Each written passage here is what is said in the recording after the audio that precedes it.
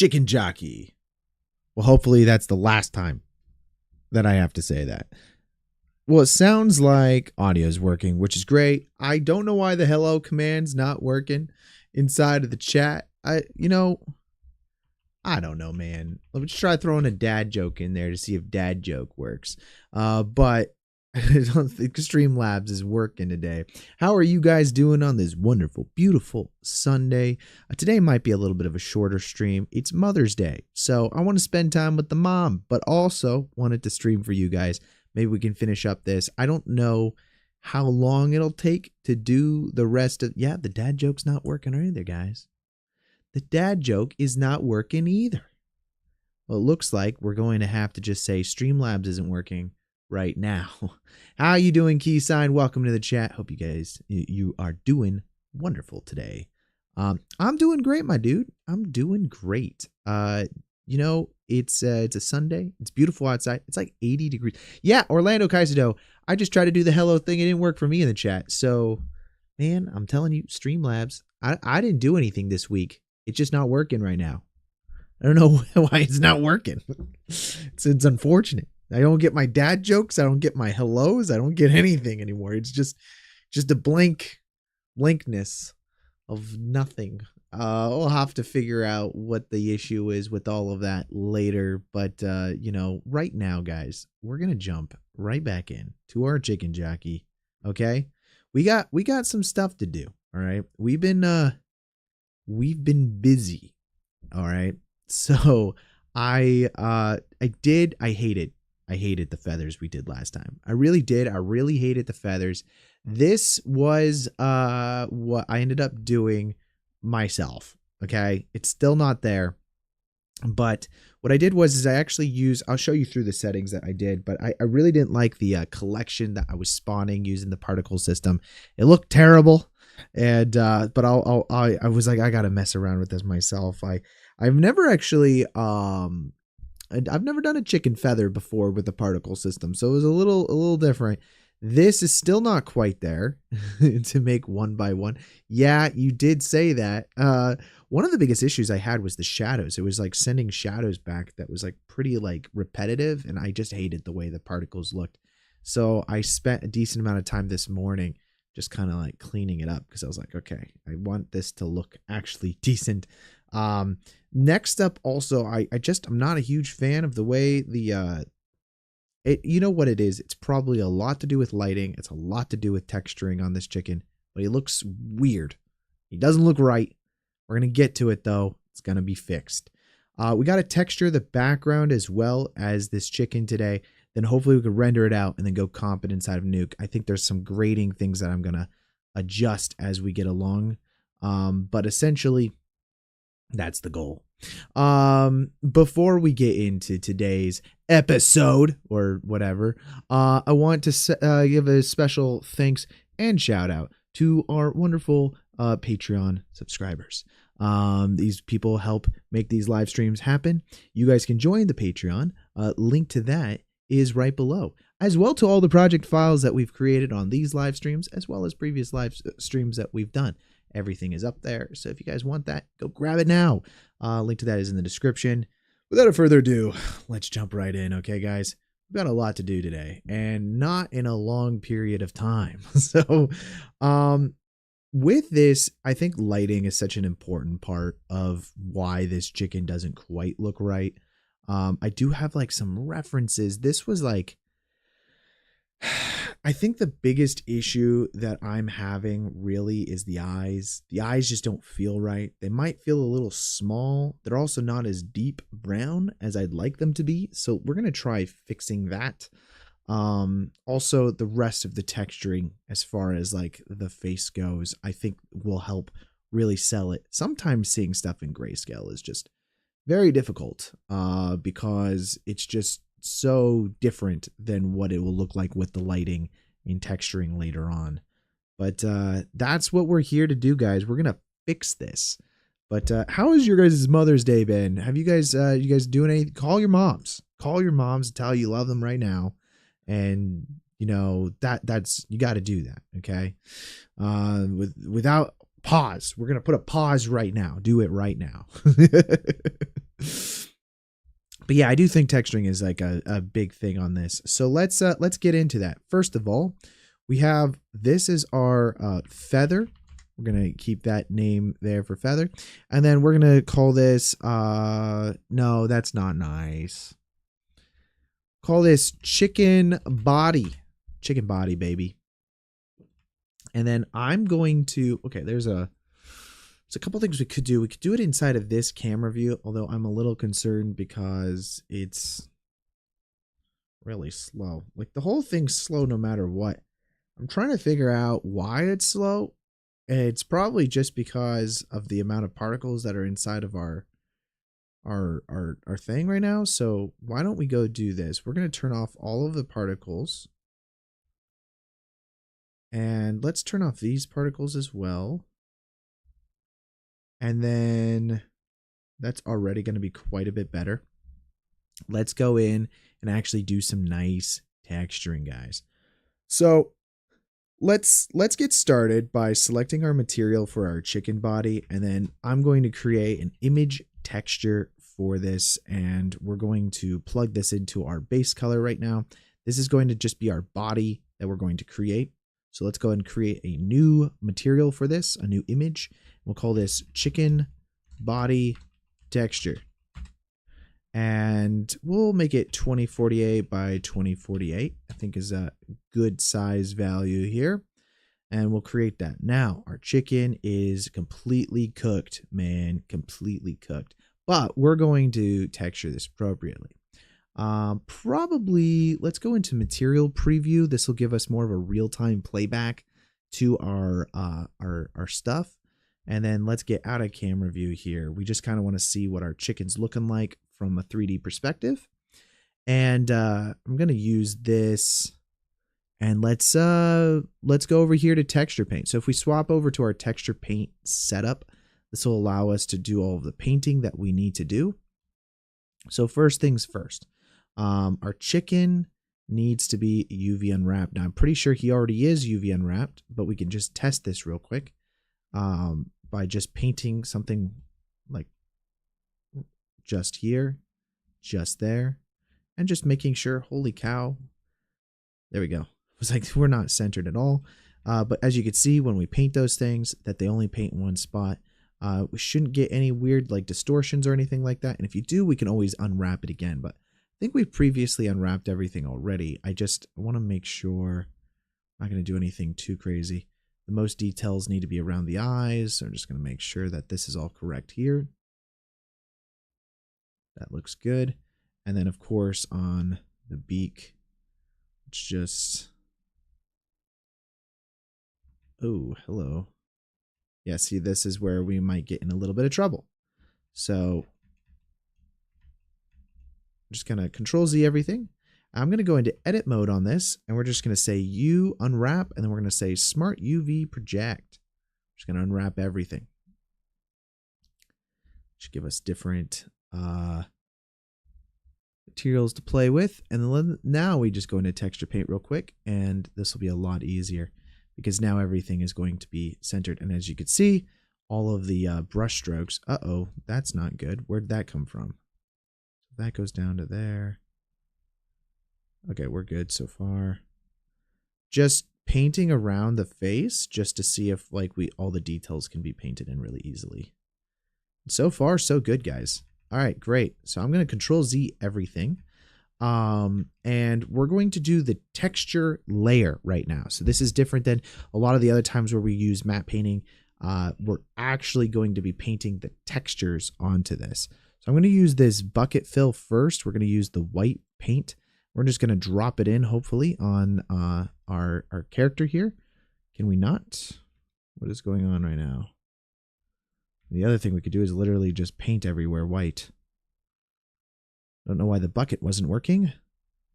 No reason to get caught up on that. I'm just going to paint our entire chicken white. And then we'll go in and start painting in some of the other details on this chicken. So first of all, we know I've got a bit of a color palette here that we can kind of play with and use as we're going along. Is it just me, or are Nuke tutorials hard to find on YouTube? I don't know, man. Just go to my YouTube.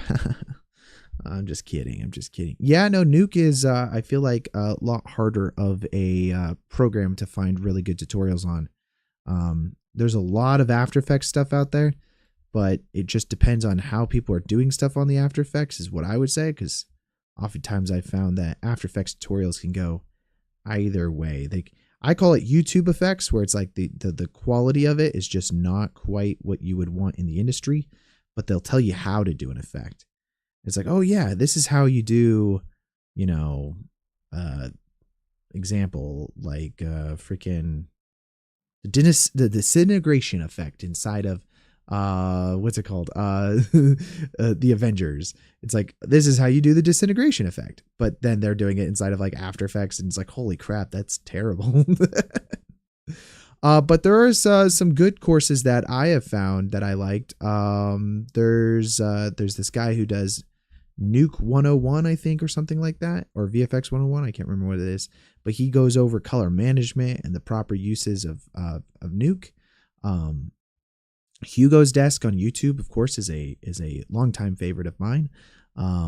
As a guy who makes videos and breakdowns and tutorials of different types of stuff. I'll say he's probably not as much of a tutorial maker as he is like a, hey, here's how I did something. But that's always a great one to go. Yeah, Hugo's amazing. I love him. You know, I've never actually met him. I want to meet him one of these days. And then Victor Perez, of course, another great YouTuber where you can learn how to do proper visual effects compositing. So definitely check those people out if you're not already subscribed to them. Victor Perez. I used to watch a channel named Video Copilot for After Effects. Oh yeah, Video Copilot, dude. Yeah, I was a huge After Effects person before. And man, once I changed, never going back. Like, freaking Nuke is so much better than After Effects. It's not even close. Let's go ahead and just finish painting up some of this. I'm going to create a bit of a color palette here. So we're going to create a new palette, and I'm going to call, we'll just do this color right here. And then I'm going to guess that we were pretty close to white. Though, can we use a color picker? Is there any way to do a color picker on this? Maybe not. That might not be good. But we want white. Let's remove saturation here. I'm going to add that in. And hopefully that means that we can just jump back and forth here between our two different colors and fix some of our stuff. This is one thing I wish they would fix on Blender's texture paint thing, is being able to do layers. It'd be so cool to paint in layers. Just fix that in a second. Now we can just jump back and forth really easy. Node by node. Yep. Victor Perez.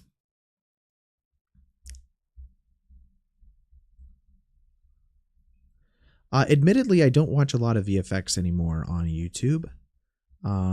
So if you guys have any other recommendations, please throw them up in the chat. Would love to. Trying to figure out how to create the invisible effect from Fantastic Four.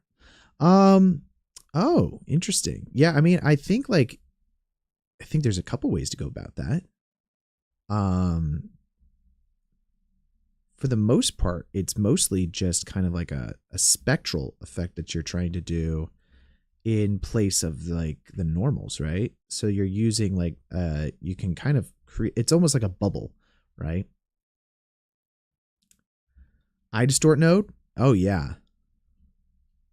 One of my favorite new nodes is using the distortion node of like with smart vectors. Freaking love that thing, dude. Easy way to get good camera or good tracks on your an easy way to get really good tracks really easily. Oh, dude. Okay, I'm gonna do a quick plug real quick, guys. All right, you guys, maybe you haven't seen it. This is my worst performing video I've ever posted. I think ever on my YouTube channel is my Bad Omen official soundtrack. I got 86 views on this. I was so shocked. I was like, wow, that I think is maybe the worst video I've or not worst video, but the worst performing video I've posted on my YouTube channel in like a very, yeah, I saw your comment too. Thank you, Keysign. I appreciate that. But I was like, wow, this is not gone as planned at all. I was using it. I was hoping to help promote because my short film is dropping in another, I think it's 2 weeks or so, about 2 weeks. So I was like, oh, we'll post the score and, you know, put that up on the YouTube channel. Also, I'm like really close to getting monetized. I thought I was monetized last week, but apparently not. So I was like, oh, you know what? I'll just post this and hopefully I could get some extra watch hours from the music. And then, no, dude, I got like, it was the worst performing video I've posted in years. How'd you get in touch with your composer? I actually worked with him quite a bit. He's very talented. He works on a lot of the features that I work on. And so, I forget when it was, but it was like one of the, so I go to a lot of these like kind of like networking, mixer events once a month. And one time I was just like, hey, you know, I got this project, you know, would love it if, you'd take a look at it and see if it's something you'd be interested in. And, you know, he dug it. He's worked with the editor as well. The editor's another buddy of mine who actually helped produce this. And so, they helped me put this on and get that going. So very, very thankful that we were able to do that. Okay, I'm going to go ahead and save that. All right, for this yellow here, it's probably going to be a little bit of a different yellow than this. Though, let's use this as the base, and then we're going to go in a little bit more of a... something like that. Bring the... there we go, a little bit down. There we go. And then, yeah, let's go and paint in some of this. Oh, that's a little dark.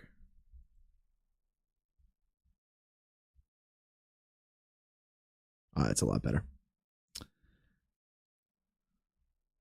But yeah, he does have a YouTube channel. So that is linked inside of that description of that video that nobody watched.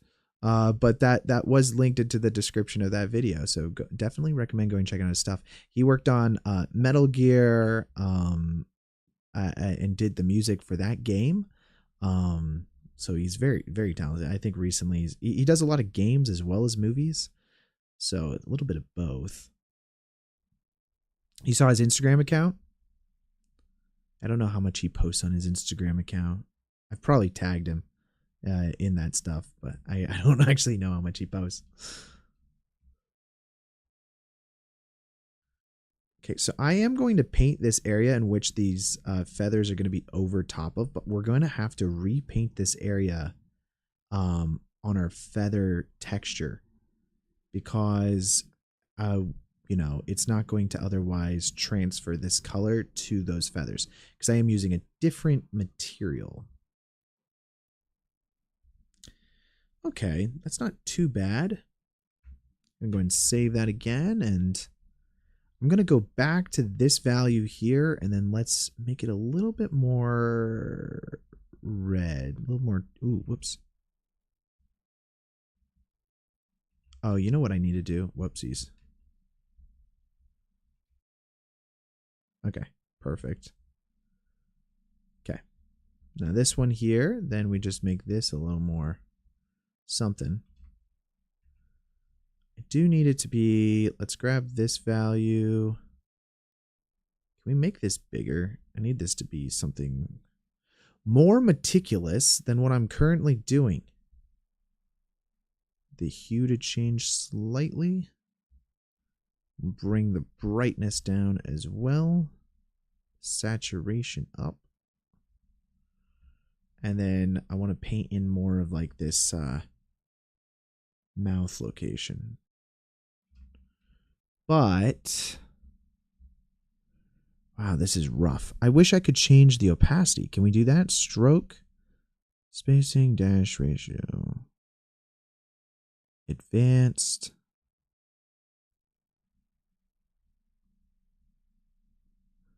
I want this to be so...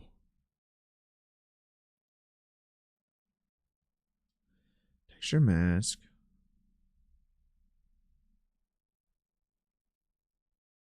I suppose what I could do is I could import a brush that is just not fully white. And so that way when I'm painting, it is not fully on, right? Or, oh, strength. There we go. Overthinking it, as usual, guys.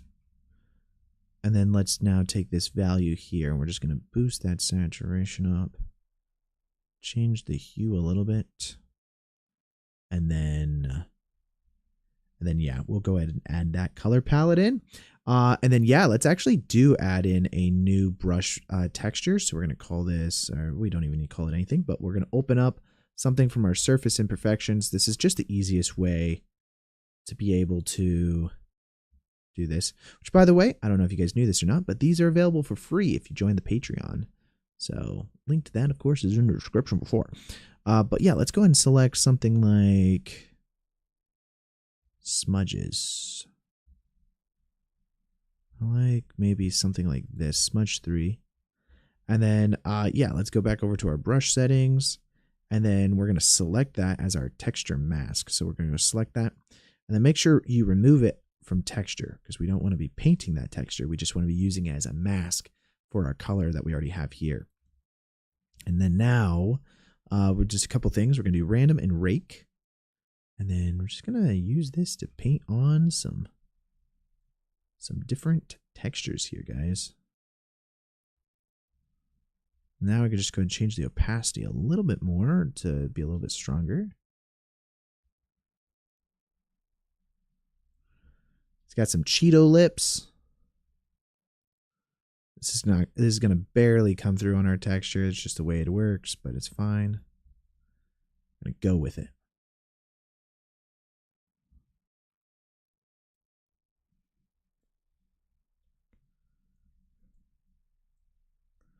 I'm going to take this, though, and then we're just going to bring the value down a little bit more. I'm going to, again, add that to our palette. Just make this a little smaller even.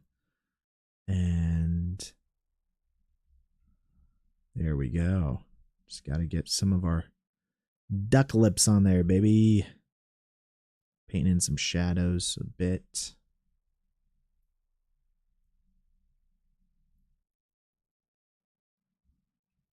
Cool. Okay, great. Now, one thing I noticed with our chicken is that our chicken is very flat as far as the lighting is concerned, and we want to add some dynamicness to that. Now, we can do that a few different ways. First of all, we can just grab our values here, and then we can custom add in some shadows. So we're just going to do this for...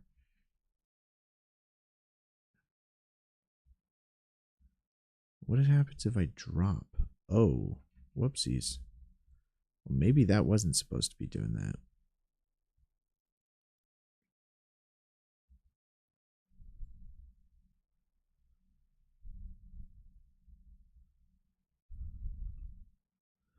Well, that wasn't good. But anyways, let's go back over to our other shadow here. I'm going to keep that strength a little bit lower, and then I'm probably going to remove this texture mask for right now.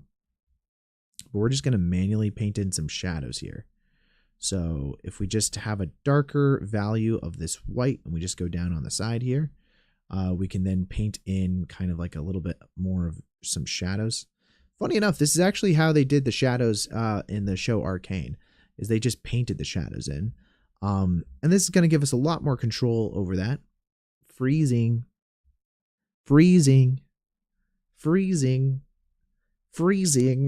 It's just freezing our software all the time. Ah, lovely. There we go. Let's go and save that. And then I want to make sure actually with this, we'll just remove our saturation completely. And gonna do it this way. Now, probably gonna Control Z everything that I just did. And let's keep that saturation that way. Next up, instead with the mix, I kind of want to do it as a multiply. We're just going to be multiplying a darker value on this side. Now, actually, rather than painting this into the texture itself, maybe we should do this as a separate layer. So let's do that. We are going to make it as a separate layer. That way, we're not going to have to hand paint everything back later. That would be very frustrating. Let's use this real quick. We're going to just use our texture mask again. Select that in there. Texture paint in Blender is painful. Yes, it is. You know, that's why I want to get into like Foundry has their software Mari, and I really haven't used it that much. So I kind of want to get into it. I haven't spent the time. I might actually try retexturing this guy in there on my own time, just figuring out how it works. Because I do have the software. It's just a matter of using it, and I just haven't gotten around to it. So hopefully that'll be something I can start incorporating more into my workload that I do. Okay. Well, this is using multiply. Let's do this as a mix instead. Be a little better for what I'm trying to do.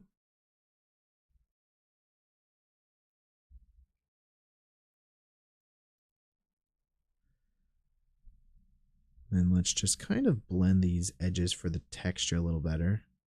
But dude, it is something that they gotta fix. I don't know if it's like on the highest priority inside of Blender to fix this, because I don't know how many people are actually doing texture painting directly inside of Blender. Most people that are probably doing CG work like this are actually just, you know, they're using Substance Painter or Mari or some other, you know, material painting software that's actually designed for it. Although I find it interesting because Blender has gotten really good at a lot of the stuff that, you know, they're just kind of a good software that's like a very well-rounded software for a lot of things 3D.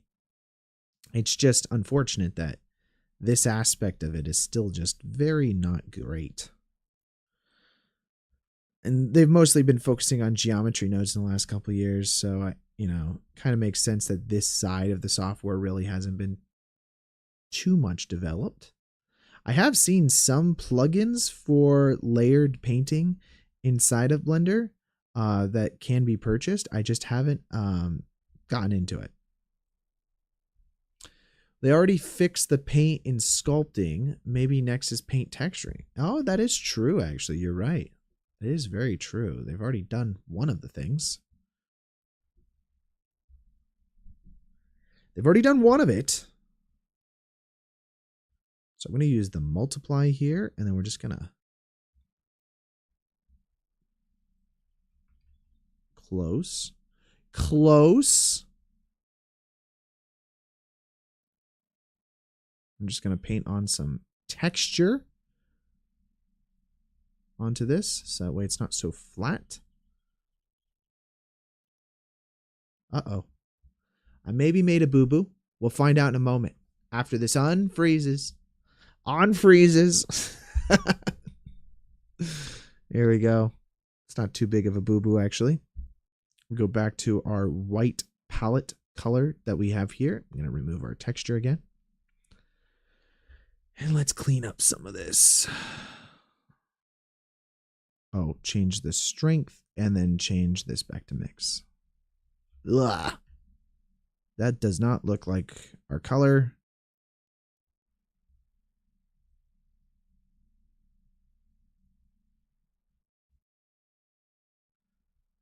Okay. Yeah, there we go. That's a lot better. I'm okay with a little bit of spillage.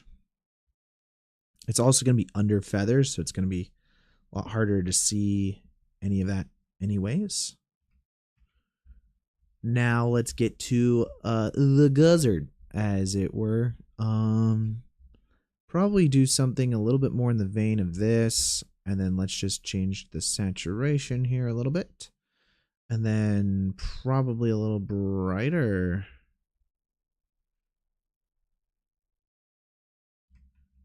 Close. Let's do that first. So we're going to add that value in.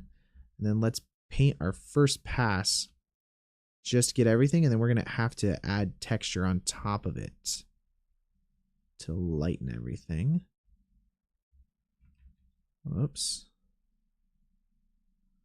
So where painting can get a little less intuitive.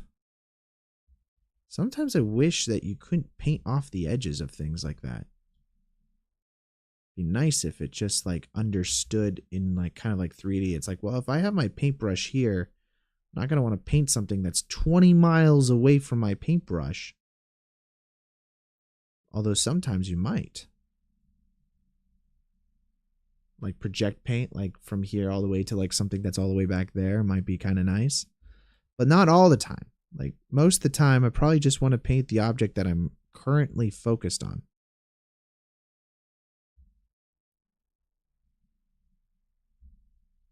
It's like the mask tool in the sculpt mode.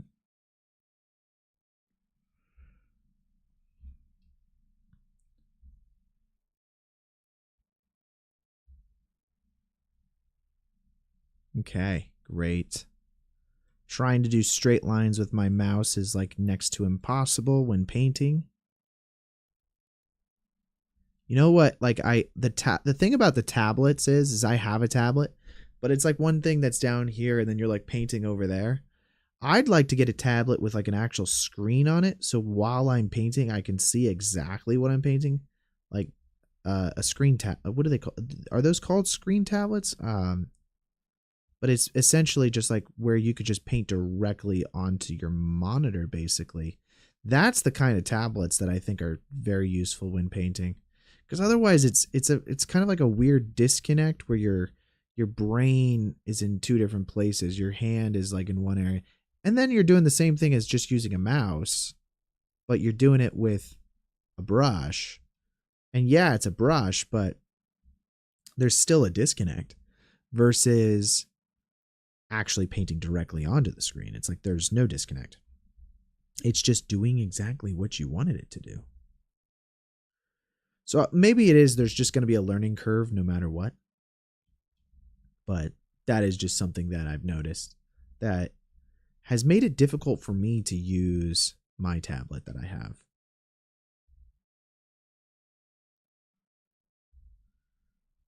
Until I'm sponsored, I am under no obligation to say anything about in one direction about whether or not I like tablets, because I'm using a regular old mouse, baby.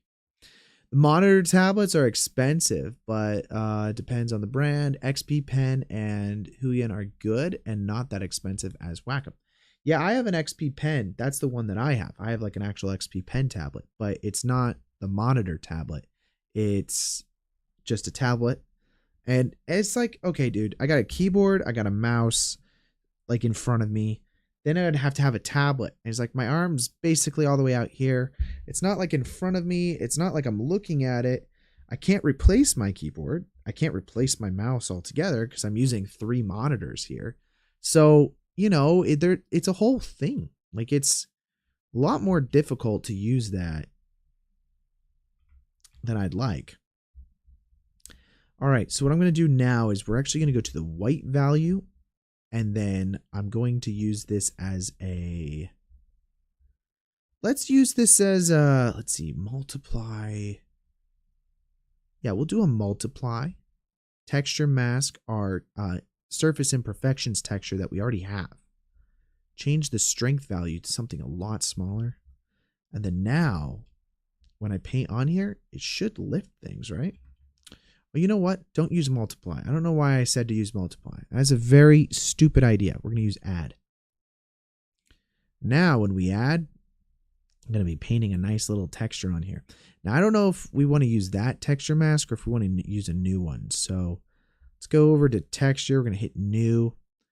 Go into texture 001. I'm going to open up a new surface imperfections. We're going to find something a little bit more blotchy, maybe. We got some fingerprints here.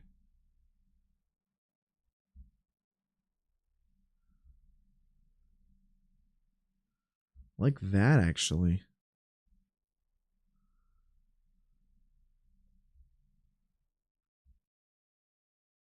Gotta be blurry, too. I do think maybe this smudge one might work well. Let's go and do that. And then, yeah, again, we're going to go back over into our, tools over here. remove it from texture, and then select that new one that we just created, texture 001. Again, random rake. And that's pretty nice, actually.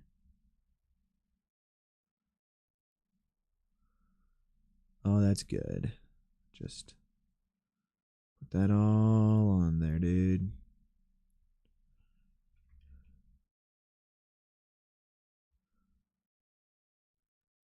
Oh, yeah. What's the mouse? Oh, my mouse that I use to paint instead of with a... Oh, stretch it. Stretch it. Okay. And now let's go back over to our color palette here. Let's select the darkest value again. And we'll probably want to do a new palette color right now. It's a little bit more of an eyeliner effect that we want to have going around the eyes here. Really draw out that section.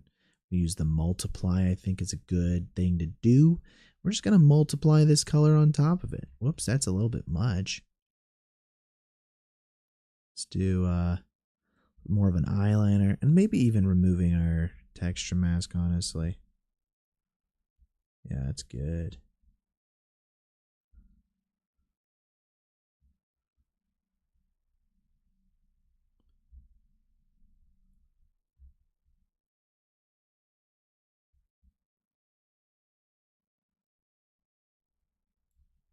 Nice. We'll do the same thing for the other eye. This will help make these pop a little bit more too. There's a reason why women put eyeliner on.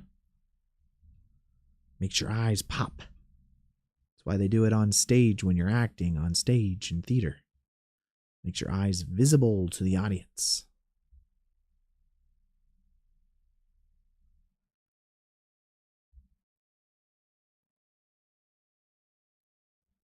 That's what we want. We want to make sure our eyeballs are visible. Especially like a cute little chicken. Gotta have some nice looking eyeballs. Okay, that's good. Very subtle. We might actually add some more later, but we'll do that when we get there. Okay. All right.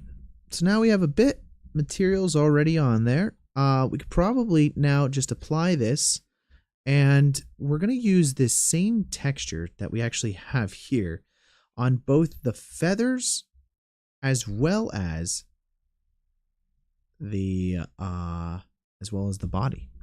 So that should be good. So let's save this material here. So we're going to go image, save material. We're going to save this over into our assets folder. Probably assets, texture. Call this chicken body texture, guys. Go ahead and save that. Later, you leaving? Thanks for dropping by, Keysign. Appreciate it. I'll go back over to our layout tab now. And we do have this chicken feather material that we've got going on there. We do want certain areas to be a little more glossy than other areas. So now what we're going to do is we're going to actually add in a new image texture. And this new image texture, we're going to say new. I'm going to call this roughness. So let's call this chicken body roughness.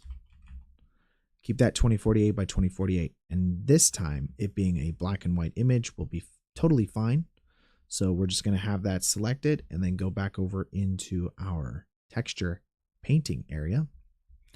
And this time we're going to select our white value that we had. Make sure there's no saturation on it. And we're going to change this to a mix strength. Go ahead and bring that down. And again, we're just going to paint that entire area that we actually had before. Probably... Yeah, let's go ahead and do it this way. Let's change the strength to be a little bit higher and just paint on here.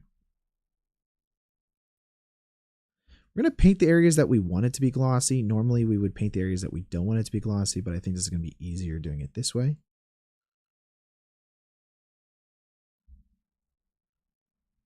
So I'm just going to invert our texture later on inside of our shader editor. Oh, I didn't paint the nose on there. We'll have to go back and paint the nose. Just go ahead and paint this front area as well. I'm going to have to paint that back black. Paint this white.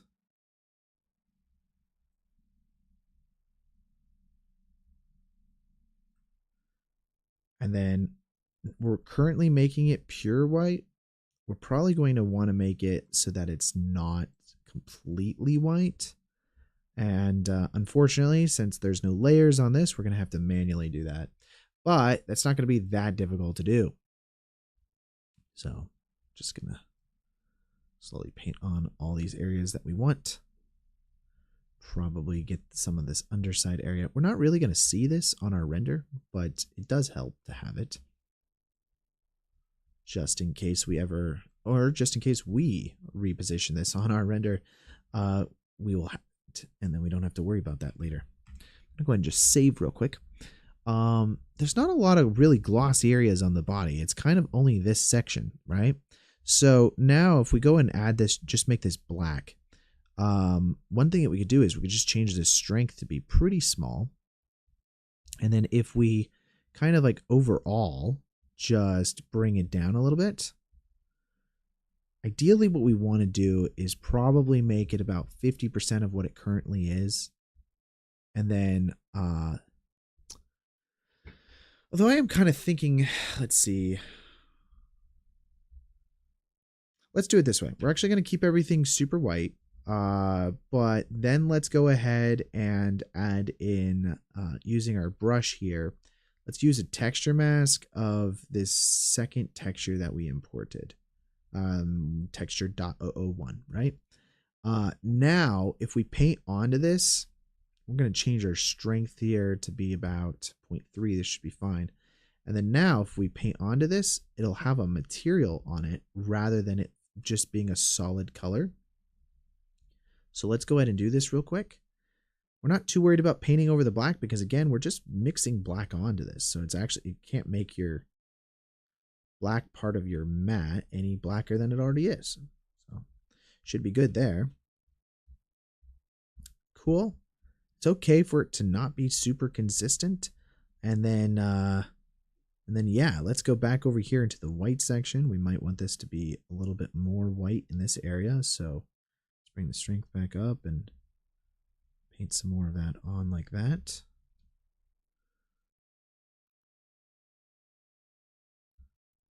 We are going to be inverting this, so technically we want this value here. Yeah, I guess it would be more white. Okay, that's great. And then probably something that you want to be a little bit more black is going to be the edges. So let's do that. Strength a little bit further down. And then we're just going to kind of like almost feather out the edges of the beak.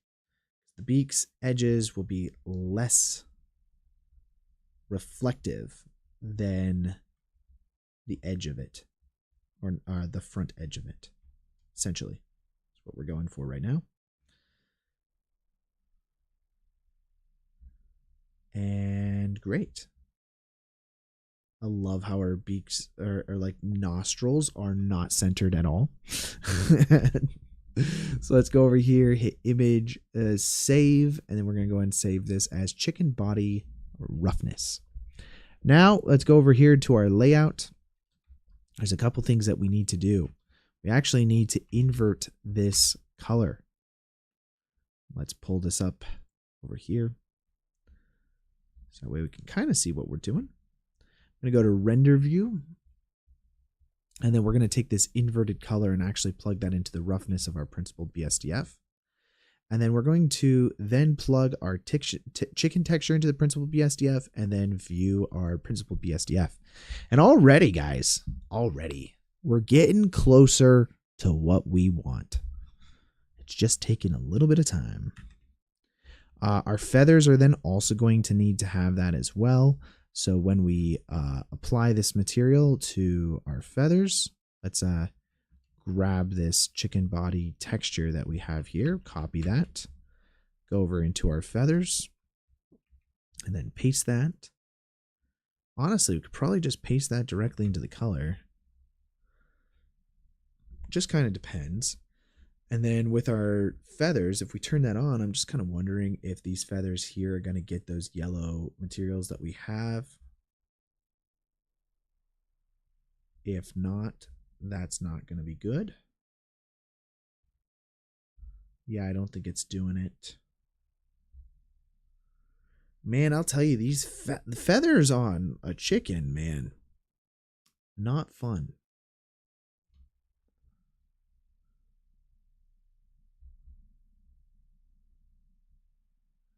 And we make sure these eyes are working a little bit better. So there's a couple things we could do, I suppose. We could cheat it a little bit. Oh, well. That's working. Inside of material preview.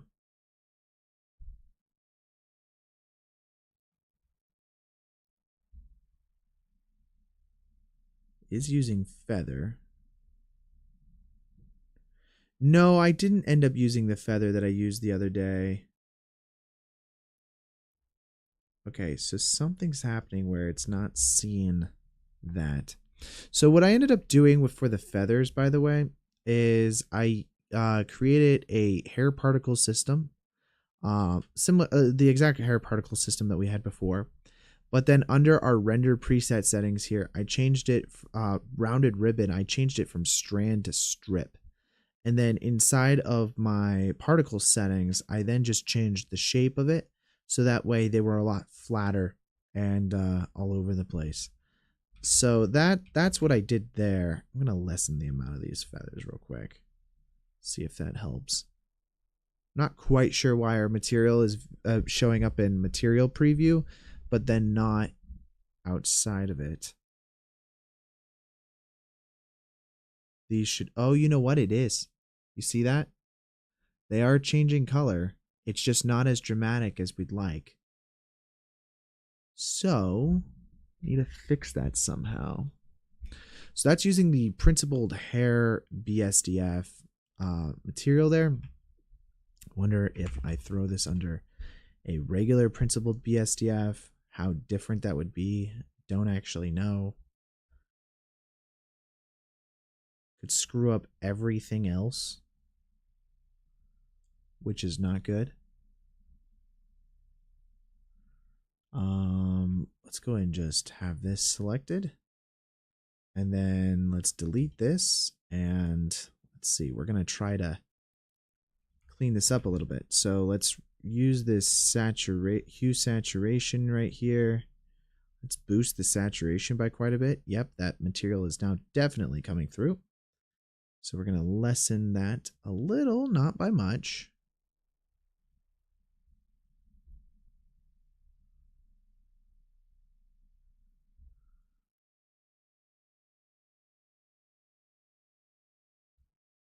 Okay, and then let's see, the value, we bring that down.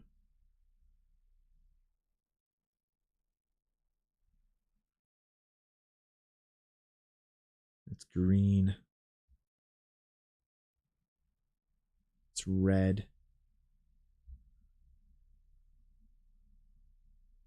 It's like bright neon yellow, which is not what I'm going for. Need it to be more reddish. So probably like 0.49. 0.48.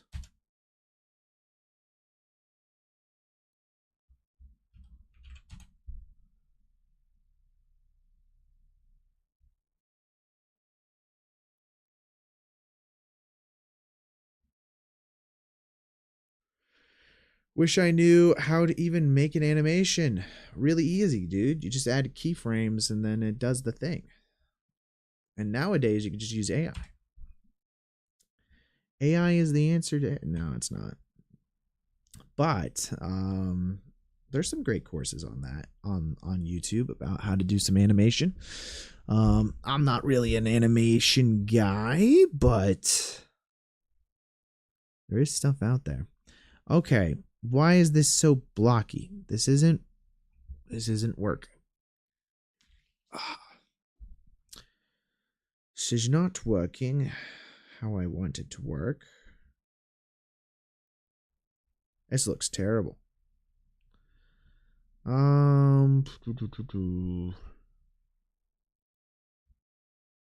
This is that crisis moment of like looking at something and just being like, oh man, what have I done? Like rigging and stuff. Yeah, there's some good rigging tutorials out there. I mean, I've done some rigging on some previous live streams. Gotta figure out why it's...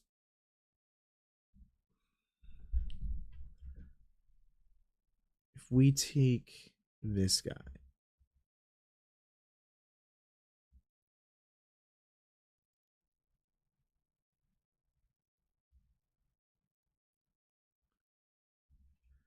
I'm gonna have to... it's like, oh god. That's terrible.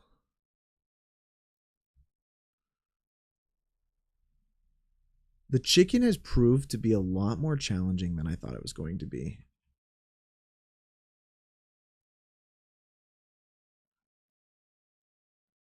Let's see.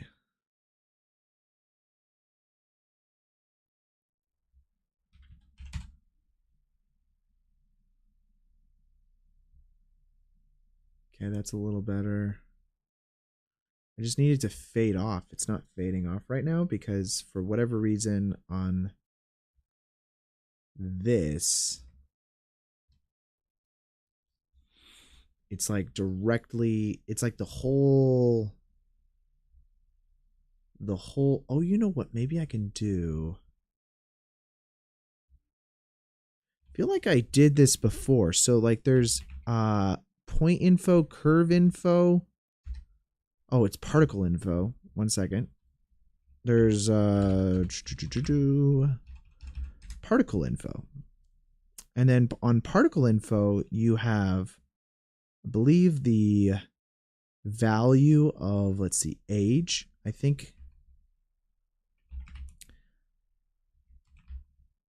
What are we doing here? Color ramp. And then if you take the age here, let's just preview this real quick. I think that this is...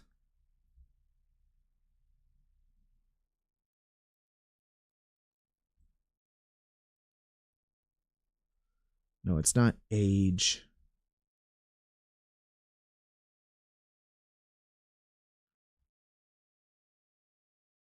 Location, size,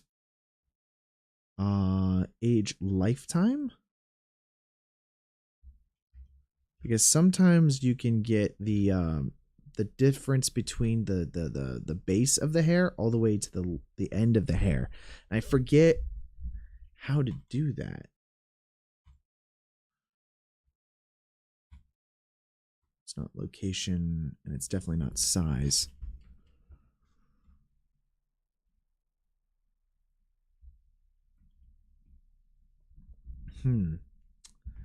Try to figure this out real quick. 1 second. Let me Google this, guys. Blender 4. Particle base versus tip shading. Is that a thing? Sometimes you can get the actual material, guys.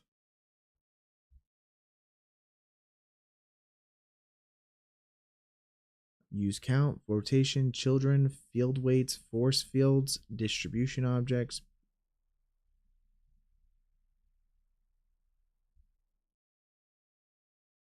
Children, parting, hair shape, textures. Comb the hair. No, this isn't what I want. I thought this guy was going to give me what I wanted. Not to be rude, the zombie's left eye, your right, seems low. This one? Might be a little low. Or my right. Wait, what do you mean zombie? The zombie's left eye or our, oh, the zombie's left eye, this one. Well, his face is curved. It's rotated. Yeah, his face is rotated.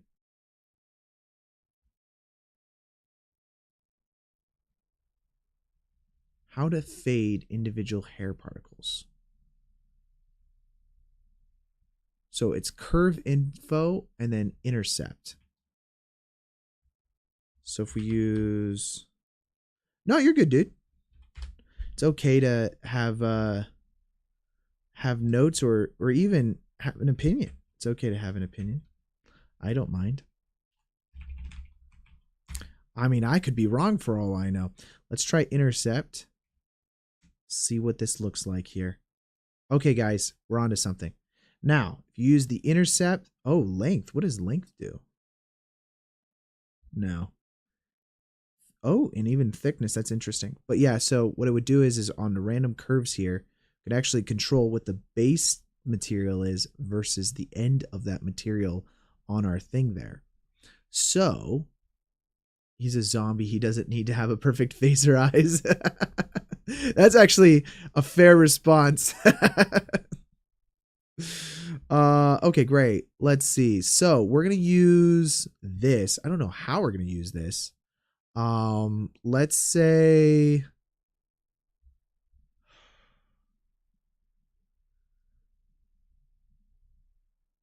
the further it is to the tip, the more white it becomes. Yeah, let's do that. So let's do another RGB here with it being set to white. Okay. And then let's do a mix color here. We'll plug this value into there, and then we'll plug that into A. That's fine. We'll set the factor to whatever. Doesn't really matter. This color ramp now, everywhere that's black, it's going to put this A input. So let's actually invert these if possible. And so now the closer it is to the base, it's going to actually do our texture that we're going to do. So let's make this a little bit more contrasty. I want this to be pretty sharp around our edges here. And then we're going to use that as our factor. So then now if we go preview our principal BSDF, we're going to have less of that texture that's going to be coming through. Because if we go look at the color that we're doing here, we're getting a lot less of it. So we can add more to it if we want now. But it's going to have more of a nice natural fall off. Rather than making the entire particle that color, we're basically going to be fading out on the particle itself. So if we go preview that now, hopefully that'll look a lot better. It's even less than that, a little bit more. And still, I'm not getting it. Where is it? There we go. It just looks ugly. Honestly, it looks really bad and I'm not happy. Sorry guys. This is a struggle for real. Let's just move the camera freaking closer to the zombie that we actually spent time on. Because I am not happy at all about the way that looks. Like, it's ridiculous. We're gonna cheat ourselves. I know that the shot had 2 shots. We're doing the closer up version of the shot. I'm just sorry. We're doing that right now, okay? It's just that I'm struggling with this chicken. I'm gonna pull this back as far as we can before we see the freaking face.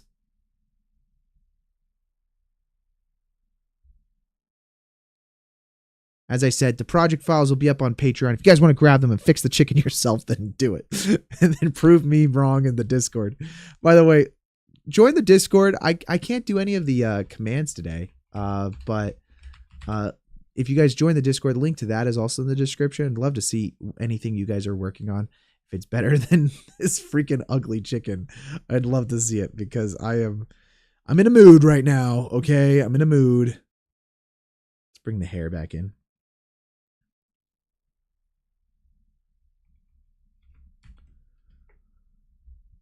Yeah, what is going on with Streamlabs today? I actually don't know why Streamlabs is not sending links inside of the chat. But let's see. Let's preview that.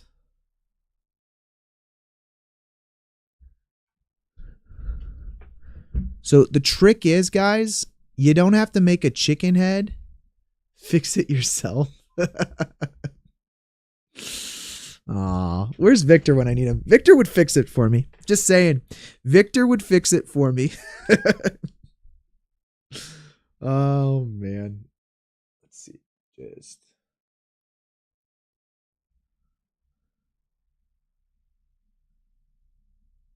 Just not a fan of the way that chicken looked. The zombie, I think, looks great. Honestly, I love the zombie. Huge fan of it. I'm a big fan. I think that's good. Now let's get the rope to look good. So let's do the rope real quick. We'll texture the background, render this out, and then comp it. You have to say, don't be lazy, fix it yourself. Well, I don't have to fix it if we don't see it. If the camera doesn't see it, look, I am determined, by the way, to finish this today. Honestly, this is week number 4 of us working on this chicken jockey. I'm kind of done. So at this point, I apologize, but we're moving on. We're not making this chicken look good. It's just not gonna happen. I think it looks like, you know what it looks like? It looks like a velociraptor. That's the problem with it right now. Looks scary. I don't like how scary it looks.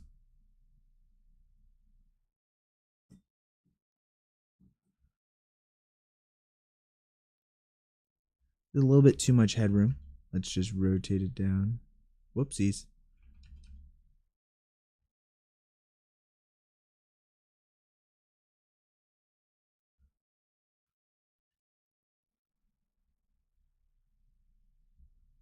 A what? A velociraptor. You know, from like Jurassic Park. It straight up looks like it's a velociraptor from Jurassic Park.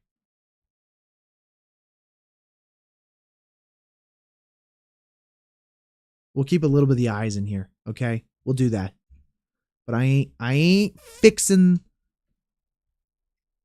I don't know. I don't know, guys. I don't know. I just don't know anymore. I don't know. This is a midlife crisis moment of working on this chicken that I just don't know anymore.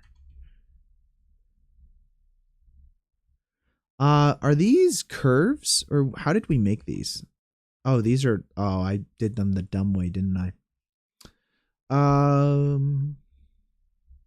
Okay. Well, these are done kind of the dumb way, but there is like a better way of making rope. So let's add in some Bezier curves real quick. Move those over here. The chicken eyes look like they are covered in honey. Yeah, well, so here was the plan that I was always worried. Don't worry, it's okay if you want to finish this project after 4 streams. But you know, I think people are getting tired, man. I think people are getting tired of the chicken jockey.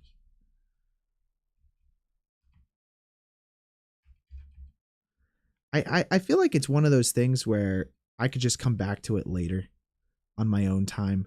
But honestly, I kind of want to experience new endeavors on live streams. And right now, we're just making this chicken jockey. I want to make the sheep. The sheep looks cool.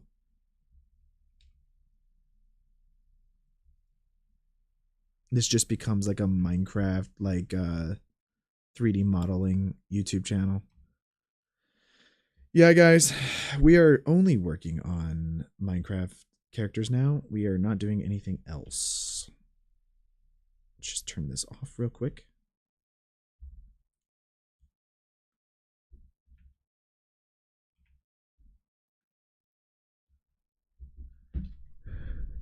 Please continue. Oh, I'm finished. We're finishing this today, guys. We will be finishing it. And it will look good. Believe me. Whatever we create today, hopefully it'll look great. That's the goal.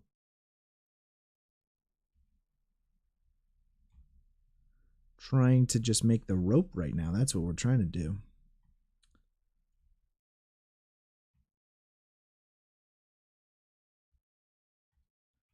Kind of need to take everything here and then scale it by Y, I think. 0. And that way it's not curved inwards on the thing. And then let's take this one, and then we're just going to duplicate that down as well. Now, I've actually never done this, but I've always kind of wanted to. So we're going to add in a circle. And let's see, where is this adding it right now? Character lights, along with these Bezier curves, all were in character lights. Let's move all three of these Bezier curves over to our set location. And then let's move this circle here over to our prefab location, because it'll be a prefab. And then we're going to go over to our circle and go to top view real quick. We're going to just duplicate this. Let's do it like that.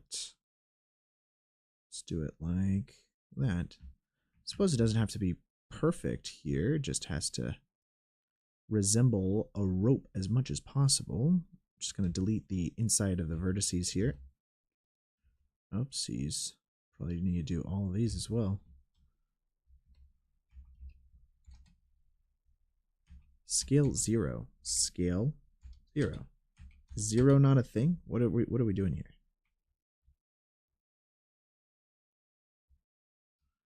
It's fine. We'll delete that one. Delete that one and delete that one. So now if we just grab these, we can fill them. So there we go. Now we've got ourselves a rope, right? Like that's just the outline of a rope. But now we got to take this and then hopefully we can then convert this into our Bezier curve as our shape. So we're going to use this to basically add a modifier to it. Let's just do that real quick.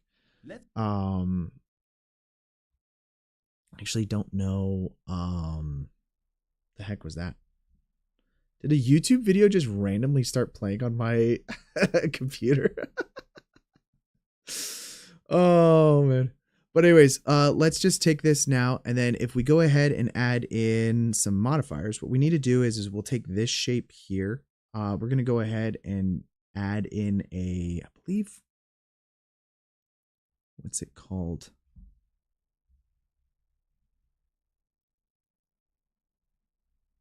Yeah, screw. And then if you do screw with like stretching it out.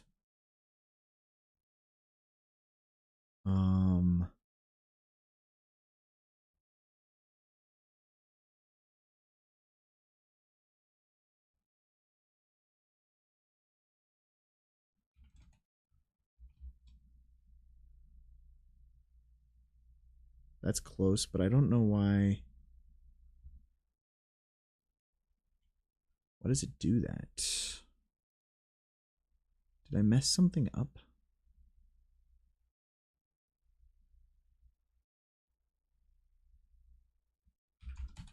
Do 10, and then you can change the iterations there. But I thought that I need to squeeze this, don't I?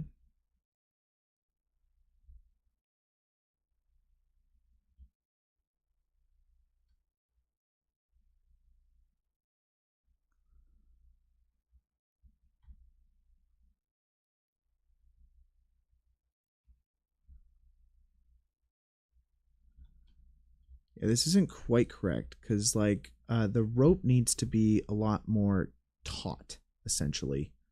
I'm not quite sure why it's not. Let's turn this off real quick. Go back over here and let's take these with that.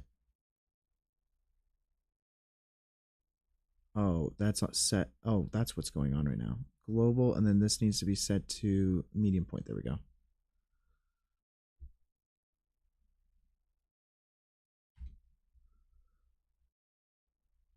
Oh, really? I'm sorry. Let's swap that back over. I apologize. I'm just making rope. That's what I'm attempting to do right now. And I'm running into issues.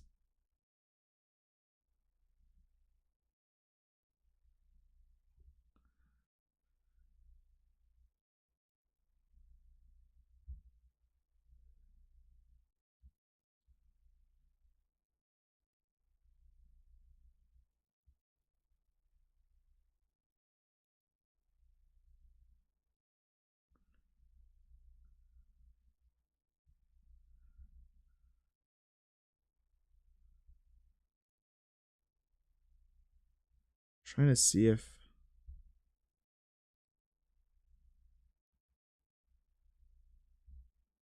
is that worth it? Like to do it like that? What if I do it like 90, 45, 45 with, that's one iteration. So then if it's 45 degrees, then it's 90. So you do 4 of these, it goes around once, right? Apology accepted. So yeah, that would be 1 full rotation.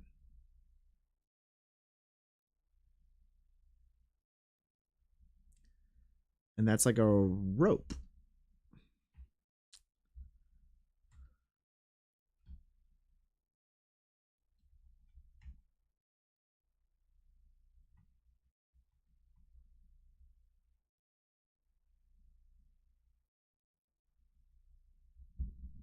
I like it.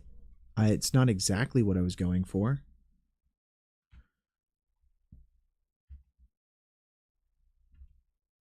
And I kind of want to try it again. Let's do circle. Oh, I know what's going on. Maybe. I don't know, but it's possible.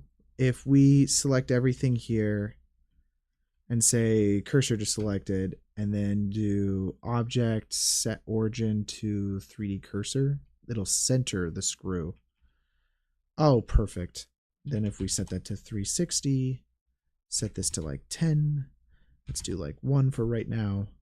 Beautiful. We've got ourselves a rope that we can then stretch out to however many we want just by doing that. Now we've got ourselves a rope. Fantastic. Now if we add in a curve, we can go to our curves that we already have in here, and we just have to plug it in, right? Is that how easy it is?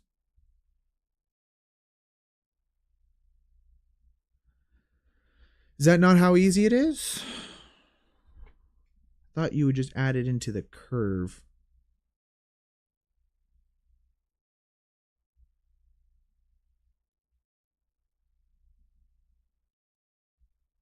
Well, close enough.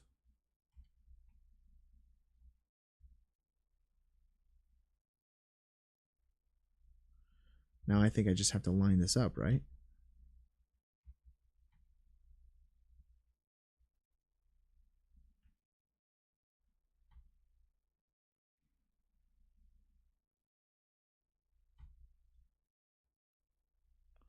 Let's turn that off for a second. Okay. And then we rotate this 90 degrees, rotate this 90 degrees, scale it down to the size that we want it to be, and then align this with our Bezier curve that we have here. Let's go ahead and do that real quick. And then now if we go ahead and then turn that on, is it the y-axis? What is going on here? X-axis?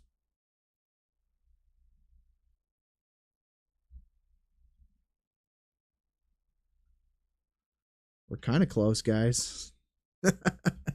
We're so close.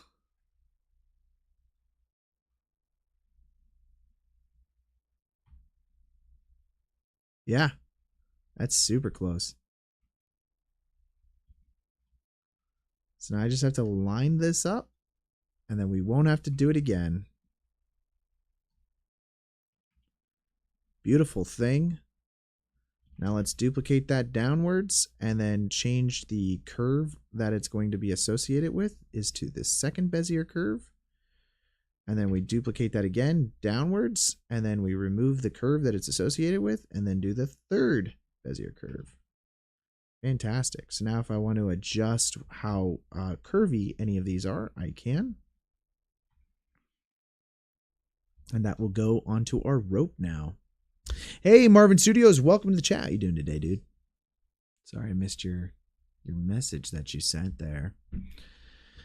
We're just making rope, dude. It's just rope.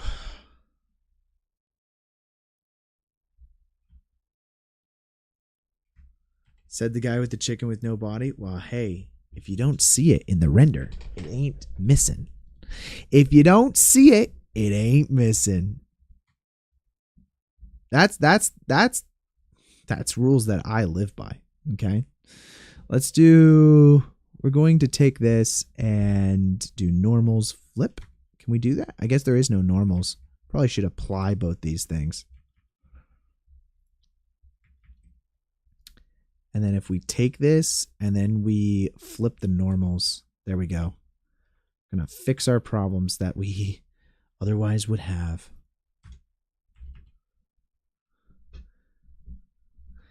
Dang, I've gone so far. Thanks, man. Just don't look at the chicken.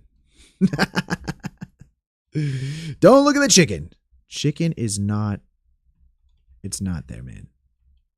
It's just, you know, we're living with it. It's part of what we're doing.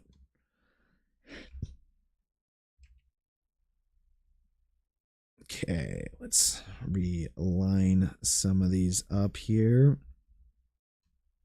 I'm trying to really see what we're doing while having 1,000 other things in our scene is always a challenge, but I actually think with these ropes we can add in additional particle system to it to add some little frayed edges to it. What's wrong with the chicken? Nothing's wrong with the chicken. Nothing's wrong with the chicken. Nothing is wrong with the chicken, sir.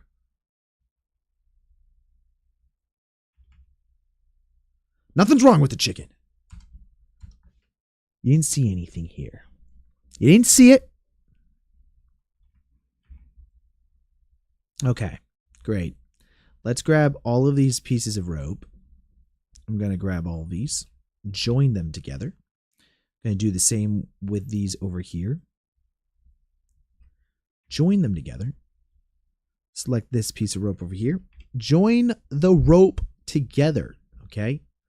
Now we're going to go to camera view real quick. And one cool thing is with rope, let's actually look up some references of rope, okay? We're going to look up some what the heck did you do? Nothing.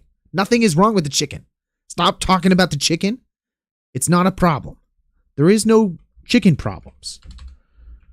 Rope is what we're talking about right now. We're not shopping. We don't want to shop for rope. We want to look at images of rope, ideally. Now, I think rope has kind of like these frayed edges on them. Do they not?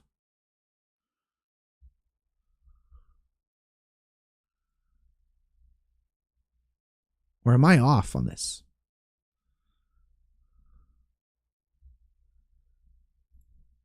Yes. Look at this beauty. Look at this beauty, guys. That'll cause some road rash. So this right here, now that we already have kind of like the bounds on the rope on the background, we can add in those little hairs to them, okay? Little crazy hairs. And what we're going to do, yep. We're not looking at the chicken. We're going to move in a little bit. Don't trust him. He's lying about the chicken. There is nothing wrong with the chicken. There's nothing wrong with it. It looks totally fine. We're just not looking at it anymore. There's nothing wrong with the chicken. Okay, now with the particle system, what we're going to do is we're going to go add in a new particle system to that, okay? So let's go take a look at this as we're working on it. Essentially, now that we have all of these like kind of ropes combined here, we're going to add in a new particle system. We'll call this rope hair. Yeah, rope hair is fine. I'm sure the chicken is dope. It is. See?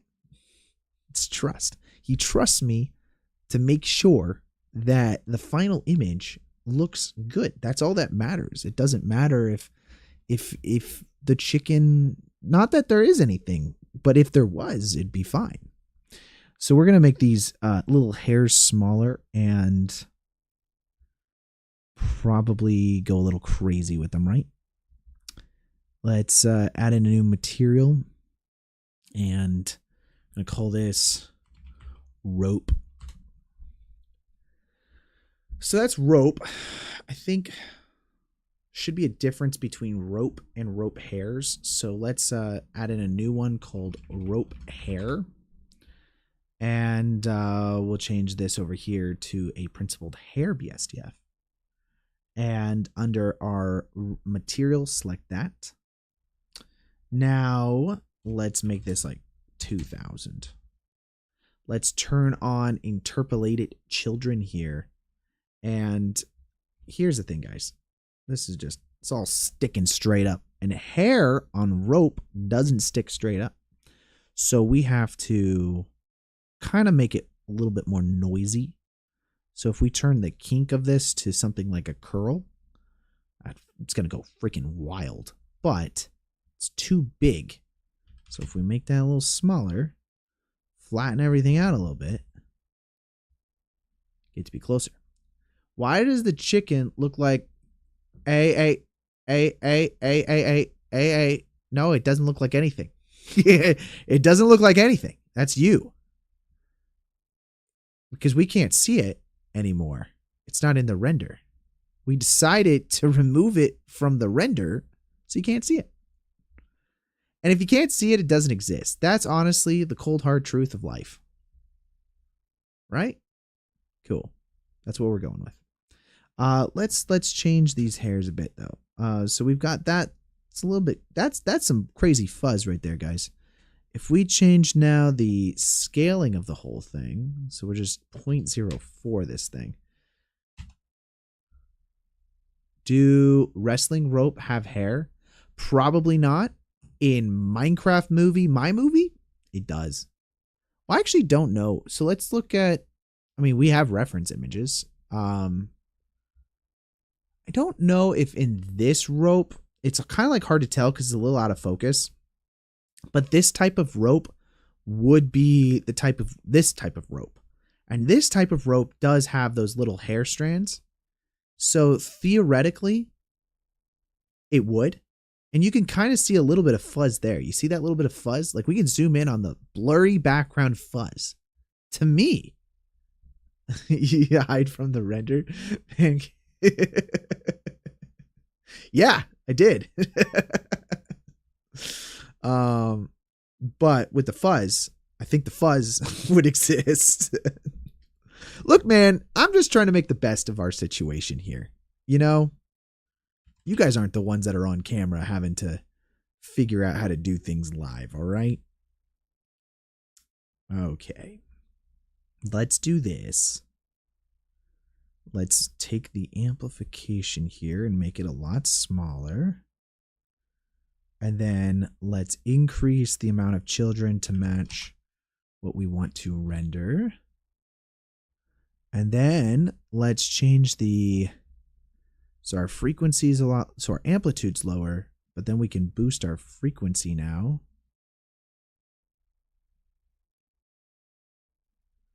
And then we make our amplitude again a little bit smaller. And then we can change our shape here. I do like the less amount of shape. Let's remove the flatness because we don't want it to feel like it's clamped up too much. It's a piece of rope that we're not going to see because it's in the background, blurred out. But it's kind of cool. Bro, if you can't see it, it's not there. That's what I said. That's what I said. That's like if you're not there. Also, I mean, that's just reality. That's just reality, guys. Okay, for rope texture. So this is going to be our default color that we have here. We probably want to lift that up quite a bit. That's going to give us kind of more of like this brownish material that we've got going on. Probably if we lift that all the way, it's going to be a lot closer. Our rope is blonde, okay? Our rope is blonde, and that's fine. So now what we're going to do is we're going to get that same material over here. Probably have to fake it a bit. Something like that. And then we're going to make our own material on top of it because otherwise we're not going to get those itty bitty strands that are inside of it. What we really need now are these little lines that you otherwise would have. So we can do that though in shading. His words, not mine. If you can't see it, it's not there. Oxygen doesn't exist. Can't see it. Can't see it. I'm going to use a wave texture, guys. So let's add in a wave texture. And let's make this with a color ramp so that way we can make it more specific to what we're trying to do here.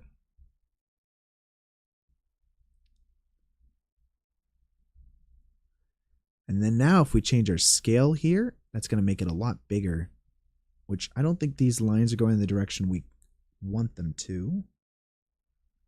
Actually, not really not. Let's see. Is that better or worse? A little worse.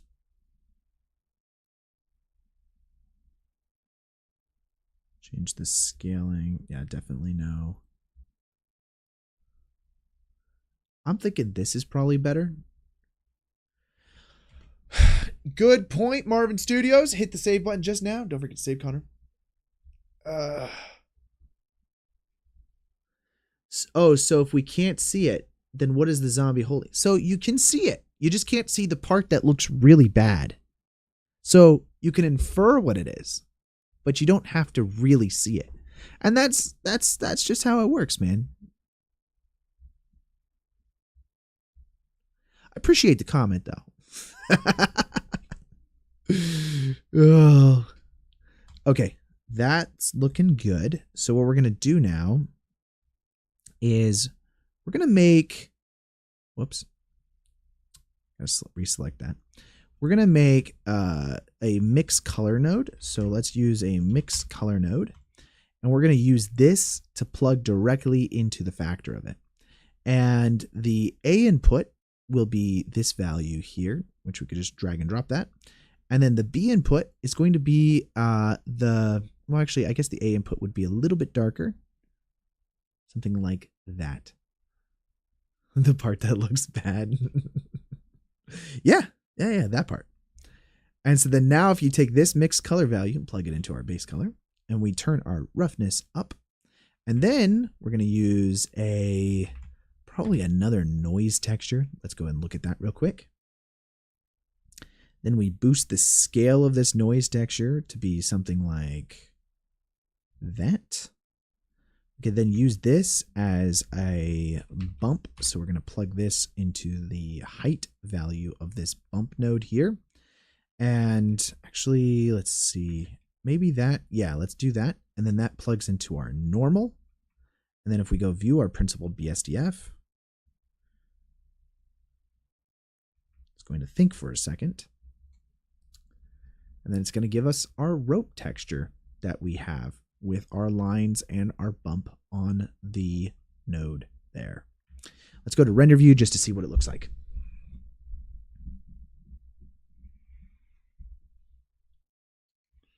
Let's go to render view to see what it looks like. And that is looking pretty good, guys. I want these lines though. They feel like they're going down the rope rather than intertwining along the rope.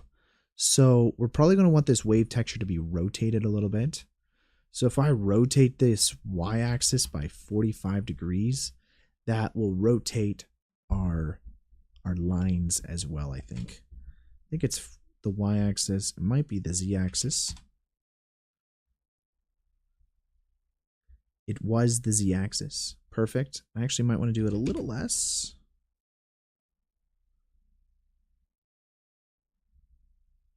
Something like that will do. See how that's kind of going down the line with it? Perfect. Now our hair particles that we have 2,000 of these with 100 children all associated with it. We need to kind of match the thickness that we would otherwise get on these kind of like strands here. Also less orange, like these are pretty orangey. So let's go in and then change the color value here to be something a little more blonde, I think. And then we're going to go over to our hair particle settings themselves. And then we're going to change the hair shape on it. to make them a little more thick. So we'll change the root here to be something like a 3 millimeters.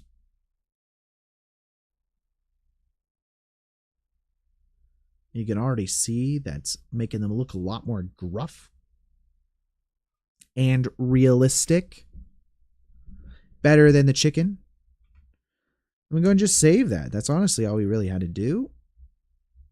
And if we wanted to, for this one, we can actually do random roughness.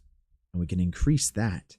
It'll make different hair particles throughout have different amounts of shading to it. And if we really wanted to get granular with it, we could actually go in and add in a curve info and add in some settings to randomize the hair particles there. But I mean, for this render, it's kind of in the background and out of focus. So I'm not too concerned about it.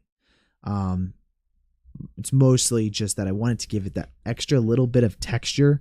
So that way, when it blurs it, it has a little more detail to it with it.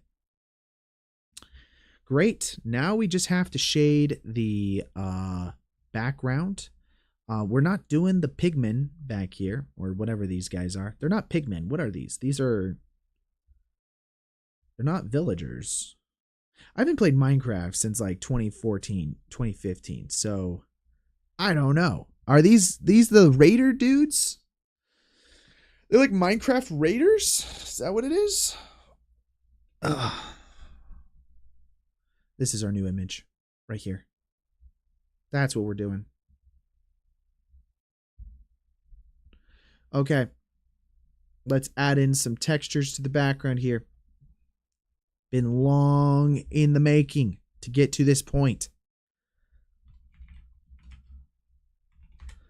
Wood panel. I'm pretty sure that's not how you spell panel. Call it wood wall. That's fine. And then let's go into here. We're going to go to Texture Haven. And we're going to find ourselves some nice wooden textures to use in the background. So let's click on the wood button here. And we'll probably go with, this is actually pretty nice, this worn table effect. I kind of like this. Download this. I'm going to go and put this inside of our textures folder that we have.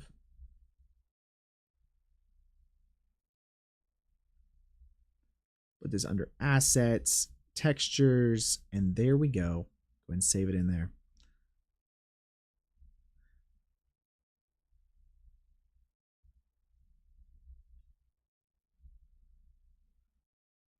Okay. And now if I drop these in, we can actually start to texture out the background, and then we can render it, and then guys, we can comp it. It's pretty crazy. Go to textures, diffuse. We'll do displacement over here. We'll do normals over here, and then we'll grab the roughness and bring that in as well. So that's great. Let's plug this directly into our base color that we have. Plug this into our roughness. I imagine that we're going to have some issues with the mapping on this, but it's we can just unwrap it. Should be pretty easy to do. Now, as with a lot of things, we did light our scene without the textures on it. So it's probably something that we're going to have to relight as far as the background is concerned. And that's fine. That's all part of the game here. But we kind of really first need to know how well everything is mapping in the background. So let's go to the background here and just view it. We're going to see what's going on. You could tell that we're getting some weird lines over here and then also here as well. So if we just go into edit mode, honestly, with this, we'll just select everything and then just do Smart UV Project.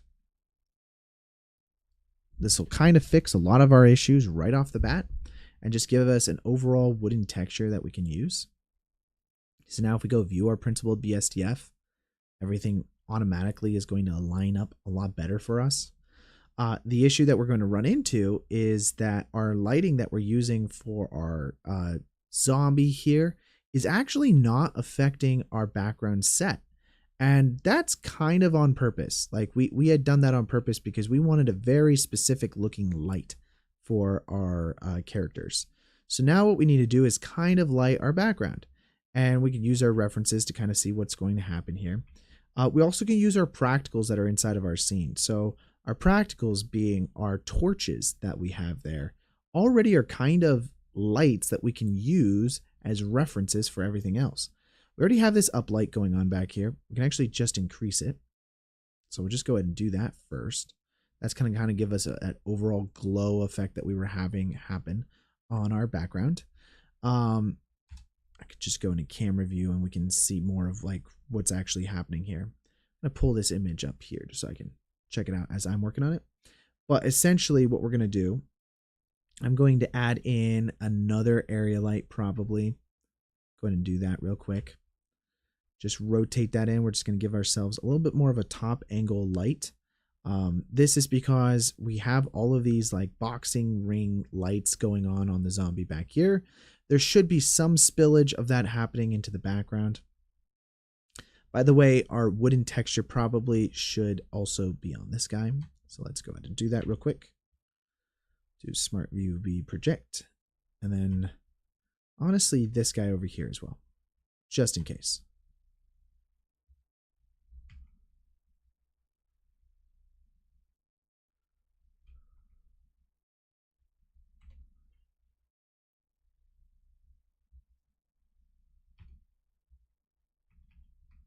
Go ahead and save that. But now with this, we can actually scale this up if we want to. We're just going to scale it out probably more than anything. And then we're going to increase the brightness here to a higher value. I'm first going to just make it like 100 or something like that to see what it looks like. We're just going to really lift this background as much as possible. I think this, we could probably take this wood wall effect as well. I'm probably going to duplicate it and call it wood torch. And then inside of our material for this wood torch, let's grab this diffuse. And then real quick, we're just going to add in a curve. RGB curve. And then this RGB curve, we can bring down the value of it quite a bit. Just a darker wood on the torch. And then we'll do the same thing over here. Wood torch. We already have our fire that's going to be in there, and that's good. Everything kind of lines up a lot better now. And then now let's go ahead and just light everything. It's pretty red back there, so we might want to actually bring the saturation down a little bit on the lighting. You don't want it to be too red. I mean, it's got to have a little bit of that flavor of the lighting, but you don't want it to be too much. And then even with this one, we might even counteract that red a little bit with maybe a little bit of moonlight. Just a little bit of blue that's kind of coming in. We're just going to kind of lift everything up a little bit more. Now, as you can see, we're getting a little bit more of that spill up here. Kind of feels more like it's in the same world, the same environment as everything else that we've got going on. And again, might want to desaturate that light a little bit. It's a little red still. So just bring that down.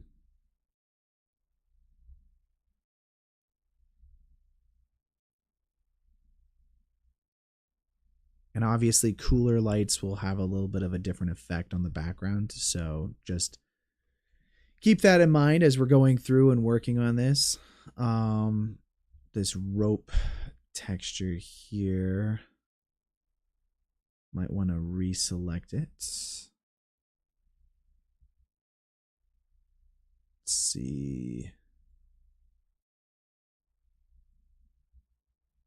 Feeling pretty good about it. I just think the rope hair itself, it's a little dark down here. I think this is what I kind of want to fix so far. Hey, Hasselhoff. Yeah, dude, the drama of today, Hasselhoff, is that I can't freaking get the thing to work. The Streamlabs isn't like shouting people out in the chat. So sorry about that. The hello's not working. I'll have to figure that out. It's gonna be something that I'm gonna do once I'm off stream.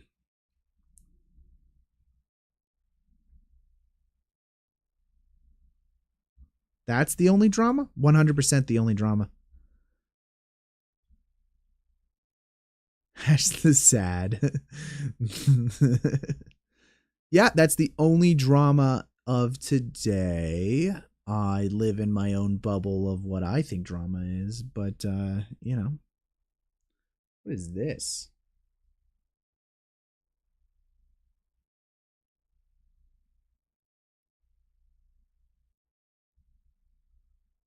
Chicken. What's up, Veeth? Welcome to the chat. Glad I don't watch news. I thought you were going to talk about the chicken. There is no chicken drama, okay? There's no chicken drama. And Veeth, I don't appreciate how you called that out in the chat saying that's what the drama was. No, there's no chicken drama. There's no duck drama. There's no drama. As far as that's concerned, there is no drama. As far as the chicken is concerned, we are moved on. We have grown as a humankind. Okay, we're not talking about the chicken anymore. No, you don't see anything. You don't see anything. There's nothing to see because the render looks great. Otherwise, yeah, feathers worked out. The feathers look fine, and that's where we're leaving it. Feathers look great. That's all we're doing. The face, not so much. Okay, and I appreciate the comments. I appreciate the feedback, but all right, that's it. Oh my goodness. What about the eye? Okay, so the eyes are fine. It's more of the makeup around the eyes, and pretty much everything else about the chicken. Let's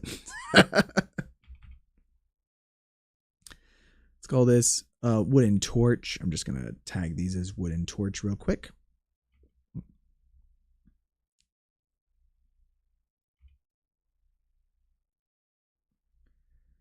And then these are kind of like metallic. And then this will be like, let's do wooden torch as well, I suppose.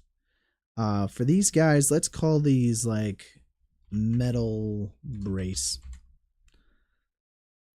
Yeah, the feathers worked great. Actually, I redid the feathers, by the way. Hasselhoff, I used a hair particle system and flattened out the ribbons to basically make the feathers that way. There was a lighting issue that was happening with the other feathers. It really just didn't look great from a shadow perspective. And so I ended up just redoing the feathers that way. Honestly, worked out a lot better because of that. Let's bring the roughness a little bit down. We're just going to add in this kind of like somewhat metallic material back here. And everybody else on my chat just wants me to fail so much.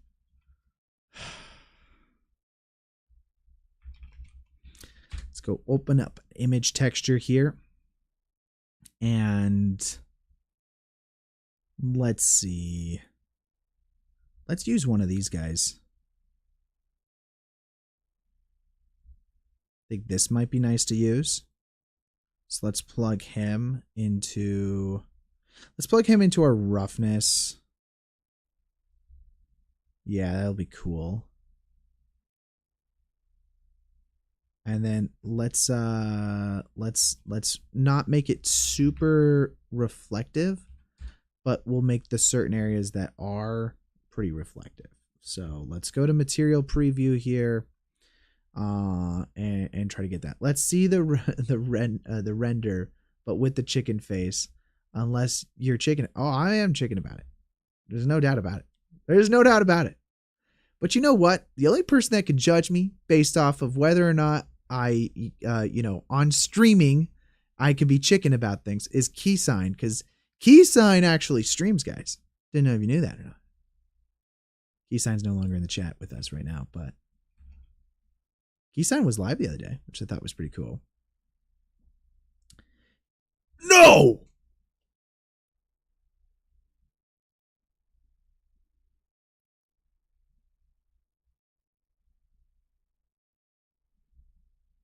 We crashed.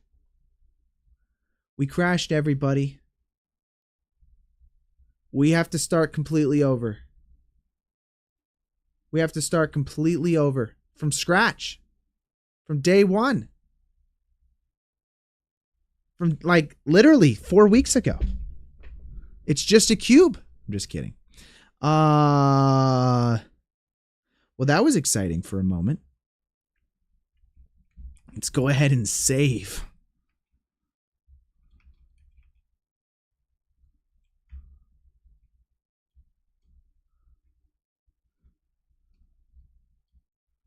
Go to material preview over here. I think the problem was I was in material preview and in render view at the same time, and that never works out good, guys.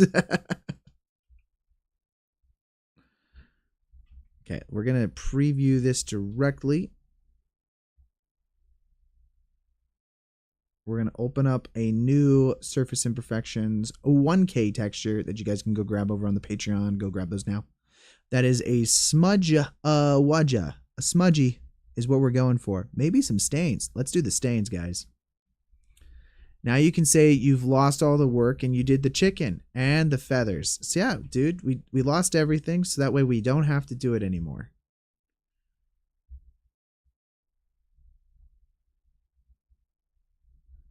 Let's see, we're going to make this a little larger. Something like that's actually pretty cool.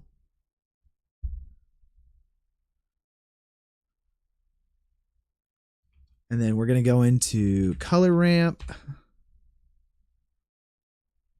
Let's go and preview this color ramp real quick. I don't want the blacks here to be as black because we don't want it to be as reflective, essentially. And then what we'll do is we'll actually invert the white value here. And then let's make this very black. Whoops. Shouldn't have inverted it. Let's do something like that.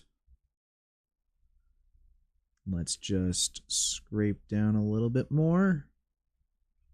So now you got some really reflective spots, and then overall everything is kind of just somewhat rough.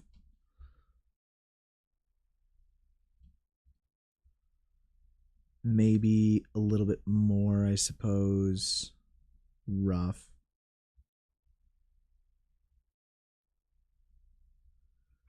Okay, we'll go ahead and save that. And then now we're going to use this metal brace on these other kind of things. So we'll just go Control L and we'll just do link materials. Save that. Beautiful thing, guys.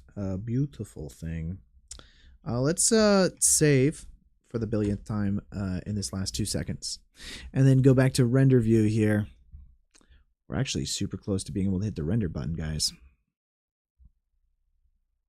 Let's make sure nothing is off. That should be on. Think from an effects perspective. Yep, everything is on. Fantastic. Actually might. It's hard to tell because we have so many lights everywhere. This might actually be a hugely annoying for a moment.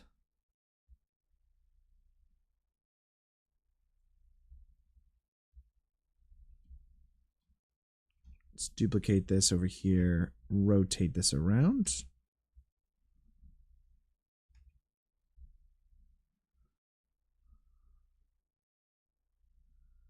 Just trying to get a little bit more brightness on this side of the room. Do I have any tips for somebody that wants to learn Blender? Delete the default cube. So start by selecting it. And then if you press X on your keyboard, it'll pop up with a menu. And then you just say delete.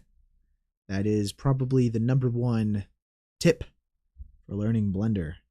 And do that every time you open up a new scene. In fact, even better, you press A on your keyboard first, then X, and then delete. And that just deletes everything. Definitely recommend that. Save the default cube.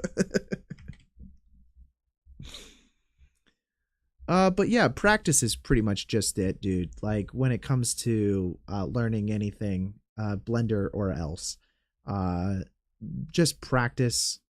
You know, it's really what it is. Get your reps in. It's all what really makes you better at anything in life is just practicing it. And and post your work, show it to people, get feedback. We have a Discord. Link to that is in the description. I wish I could give you the link in the chat, but unfortunately right now Streamlabs is not working. But join the Discord and share your work there. That's also, I think, a very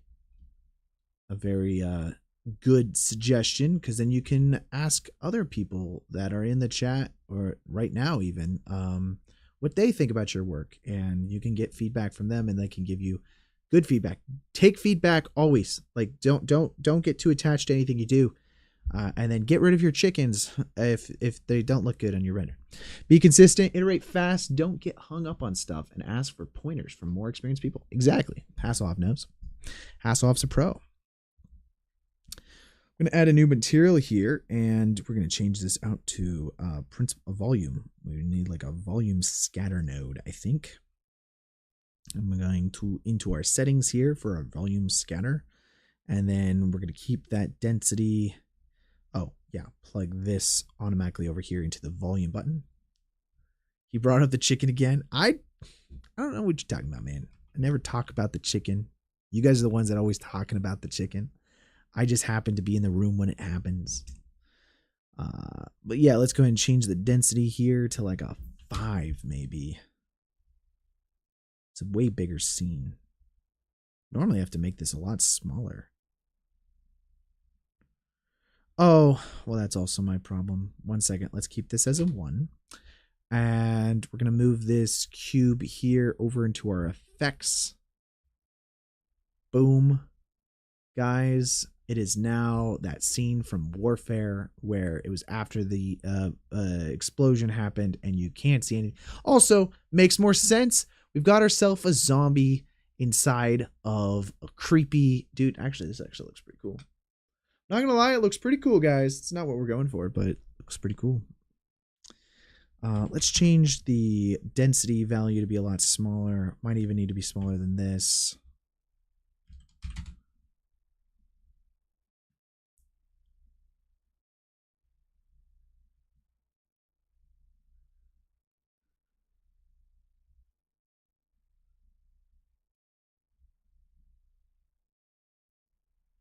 Okay.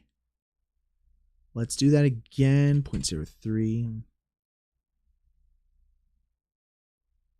But I hope those suggestions help you. Mo, welcome to the chat. Appreciate you dropping in. And definitely join the Discord and feel free to reach out to anybody. Use the general chat or the work in progress chat to show what you're working on. If you've got anything that you would like suggestions on, definitely ask people. I do find that's like the best way to, because sometimes, you know, you might just know, like there's something about a shot and you're just like, I don't know what it is about this that I'm having problems with. And that's what's great about having a good community of people to work with. And I think is very important. What is this line here? There's some line in the background. Oh, is it this guy? You don't know what you don't know. Hey, you also don't see what you don't see. Am I right, fellas? Am I right? I think that's a good statement. Thank you, Hasselhoff. You don't know what you don't know, and you don't see what you don't see. Right? I think everybody could agree with that. Okay, is this too much? Effects whispering birds don't build a nest. Interesting. That's actually a whispering birds don't build a nest. Marvin Stews. I see what you did there, Connor. I think I've been proven right. I think I've been proven right. Okay, let's grab this effects here, and we're gonna probably make this a 0.01. It's a bit much still. I think we just want a light amount of fog on the top here. Well, bam, baby. I've been proven right. You guys don't know it. We saw what you did last stream. You didn't see any, that stream isn't even up anymore. Okay? Like, It's gone. I just, one second, deleting it right now. I think we're ready to render, boys. I think we're ready to render. I got rid of 2 things in this one stream to make my life better. 1, we got rid of the chicken's face. Hated it. Got rid of it. Awesome. 2nd, we got rid of the zombie's hands. Got rid of it. Awesome. Doesn't look bad. We don't see it. We're the close-up version of the shot. Honestly, guys, I think we're doing good. We're doing good right now. So what I'm going to do is I'm going to go to solid view right now and hit the save button. We're going to go to our output folder. We're rendering this out as HD, which is totally fine. We don't need to do 4K renders on a live stream. That's just nutty, okay? We're going to our view layer options. We're going to turn a few different things on because I know we're going to be doing a decent amount of comping to make this look better.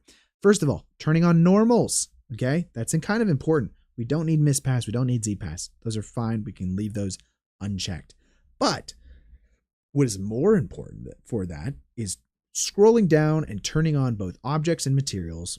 This will make life so much easier later on inside of comping, is just having those crypto mats turned on. Perfect. So under our render settings, we're going to go over here. We're going to uncheck this PNG. PNGs don't do anyone any good, okay? We're going to change this to OpenEXR multi-layer. Forgot about the hands, so you kill 2 birds. Dude, totally did it. And like, honestly, I feel good about it, and I'm not even thinking twice. You guys can't convince me. You can't say anything, all right? You're going to subscribe right now, and then I'm never going to think about it again. I just said that because the graphic popped up. Yeah, slowly came around to appreciate the normal pass. Never used it before. Dude, normal pass is amazing. I can't tell you how often I go. It's mostly for comp. I probably won't use it at all for this. I usually use it for the comp side of things, like the cows that I did last year.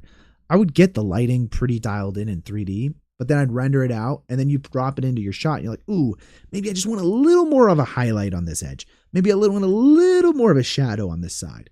And you can do that with your relighting using the normal pass inside of Nuke. It's kind of insane. Like, I just freaking love it. But yeah, so OpenEXR multi-layer. Now we're going to keep overwrite check because we're not doing out of sequence. We're also not using a render farm, so it doesn't really matter. We're going to keep the render percentage at about 100% here. We're going to actually see how long it takes to render this. If it says it's going to take a very long time, then we're not going to do 100% render on stream today. And I'm not coming back, so we're going to do a half res render, comp the half res version. Then later, I'll do the full res and then update that and post that on the Discord and all that jazz. For color management, I'm going to override it just to ensure that what I have in here is correct. And all I'm doing is using Aces CG, which is behind my fat head right now. So let's go ahead and disable my face. So that way you guys can actually see what's going on here.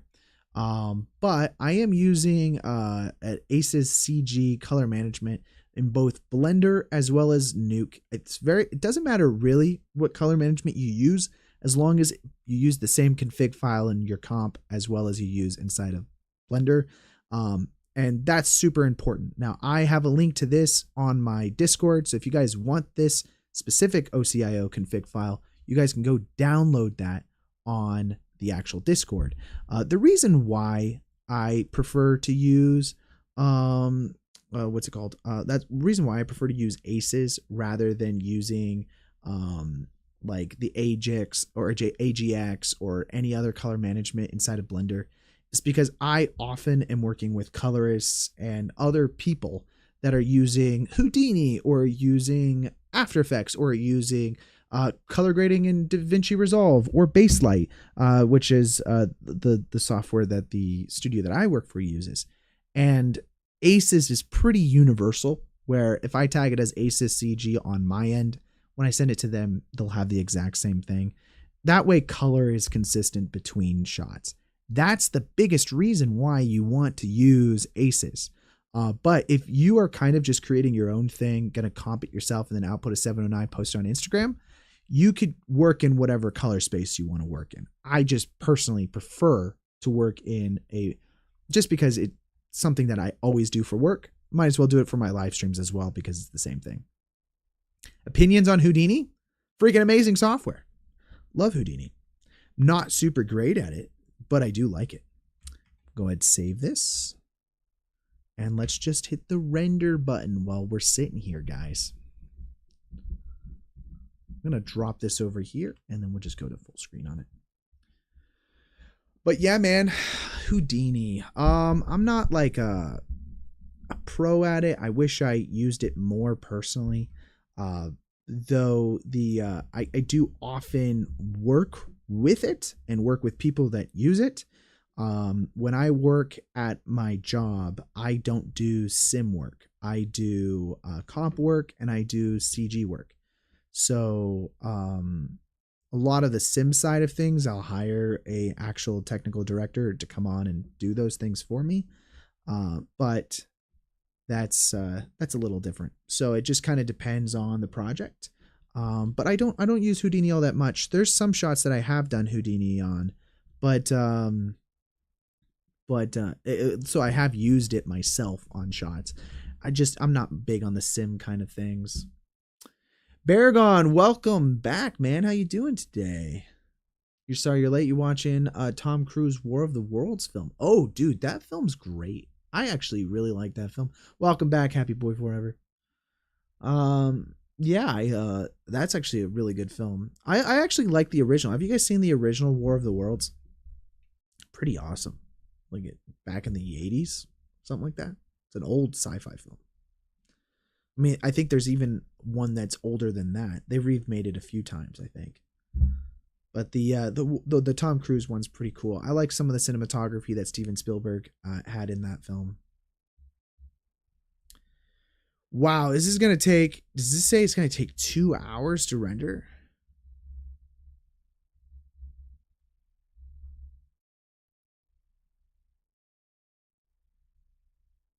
Guys, this says it's going to take 2 hours. It says it's going to take 2 hours to render. Let's just pull this down a little bit so you guys can see it. 2 hours. There's no way it's actually going to take 2 hours. So am I done? No, we're going to take this over into Nuke and comp it next. That's the plan. But I have to render it first. And it's saying it's going to take 2 hours and 23 minutes to render. Oh my goodness.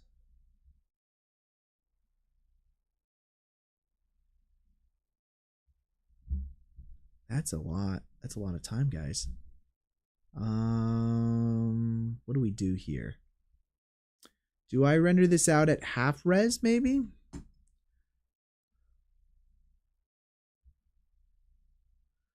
But the way it solves this problem by itself is boring. You know, honestly, I've only seen it once. So 2 hours, you have the fastest PC in the world? No, I don't.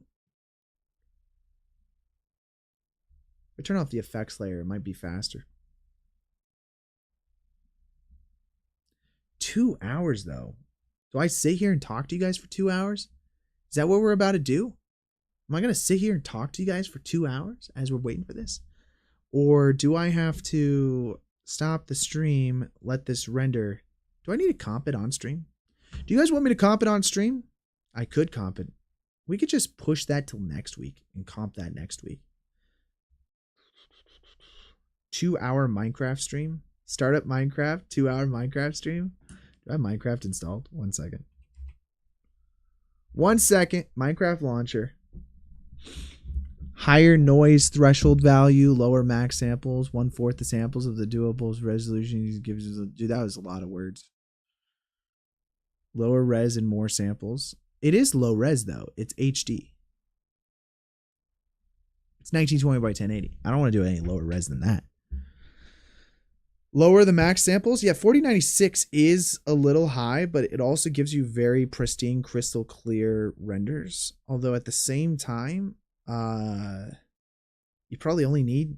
I have found often if I am doing out renders, I would do them at like 1080, like instead of 4096 or 1024. I think I usually do 1024. Whoa, I haven't played Minecraft in years. How do you even sign in? How do you sign into Minecraft? 4096, no wonder it says 2 hours. Yeah.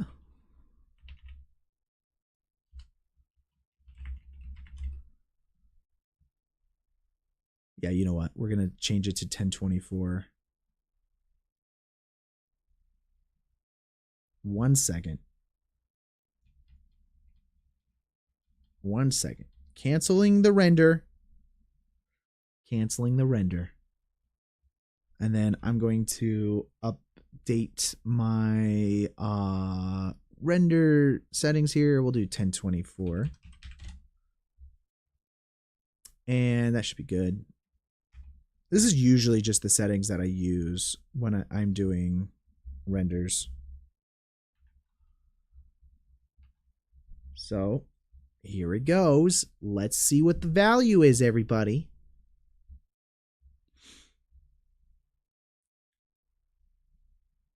The 53 War of the Worlds film broke new ground with practical effects. Okay. It says currently at 45 minutes. Just peeking. You guys are peeking. You guys get to see it a little bit.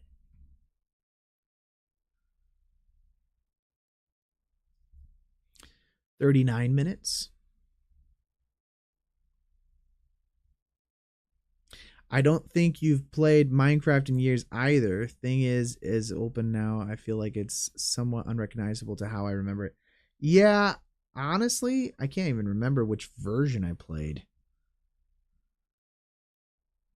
I think it'll be done in no time. Return of the Chicken Jockeey. Oh, yeah, it is. Hey, Zach Hyde, welcome to the chat. How you doing today? Send me the code. Send me the verification code, boy.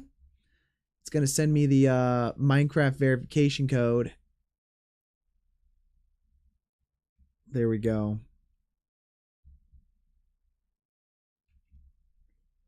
Let's sign in real quick. We're going to do real Chicken Jockeey. Welcome back. Hey, let's go. It recognizes me. Does it really? Oh my gosh. The launcher looks literally nothing the same. Like, it doesn't look anywhere close to like what it looked like before. That's all I'm saying. I don't even know how to play. I remember seeing on YouTube video and I was shocked what the new version of Minecraft, and leaves fall to the ground now too.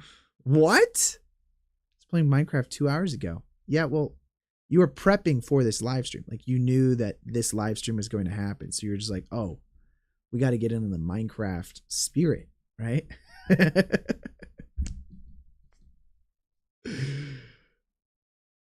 Oh, where are we at? It says remaining 35 minutes. I think honestly this is a great way to waste time on stream. Not waste time. We're going to build something great. I'm downloading Minecraft right now. Or like, I have the launcher installed, but apparently not the actual game of Minecraft. So this is version 1.21. It's the latest version. I have not played since, honestly, I want to say it was like 1.9, but honestly, I don't remember. I do not remember. So here's what we're going to do. I'm going to launch it, and we're going to try to find ourselves a chicken jockey while we're rendering a chicken jockey. How does that sound, everybody? Does that sound like fun? Press enter to enable the narrator.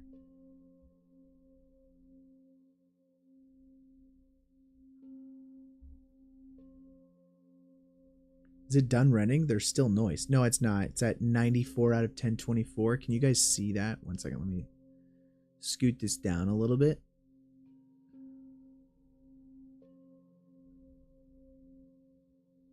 I think that's a little better.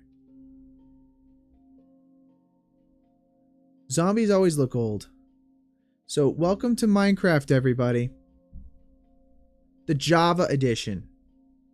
Narrator is off. Narrator. Oh my gosh. Narrator. Off. What is a narrator?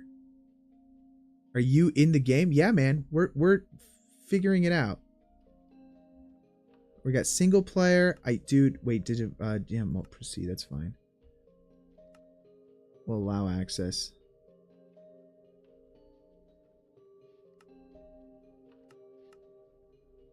It doesn't remember any of my previous servers that I had.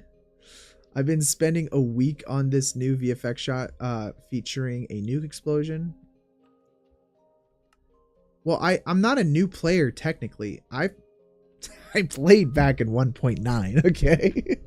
Mojang helping the illiterate play their game. Yeah, I mean, I guess that's cool. Okay, preparing a new world. We're getting right into it.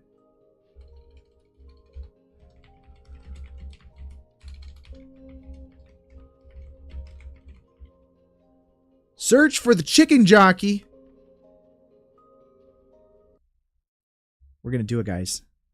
Now we go into the part of the render challenge, where before this finishes rendering over here, we have 30 minutes. We must find ourselves a chick. Is that falling leaves? What the heck?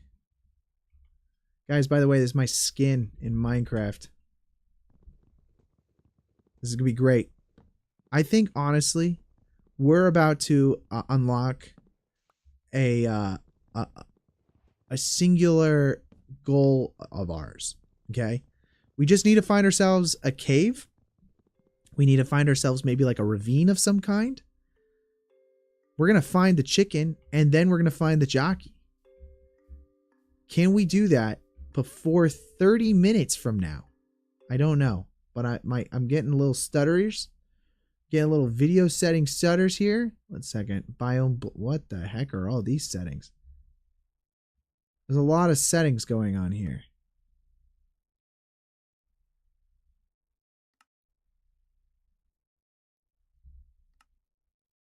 I don't even know if any of these are good. We're just going to go with it. Back to game. All right, guys. Speed running this, okay? And then we really need like some sticks here. We need a freaking pickaxe if we can get one. And then maybe a sword. We'll do that. We'll give ourselves a sword.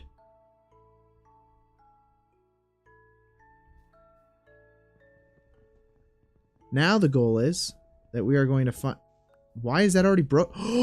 There's a fallen tree. Would love to get some 3D related shirts that don't suck.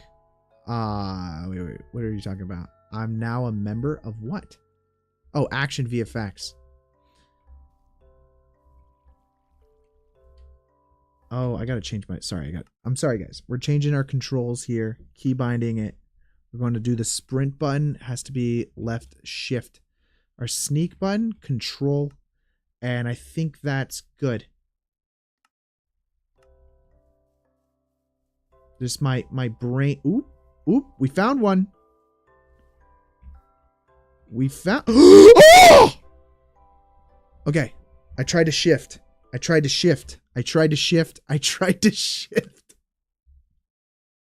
Wait. Pause for a moment. Sneak is shift. And sprint is F. Oh, wait a second. We want the holds. Keybinds. Sneak. Sprint. And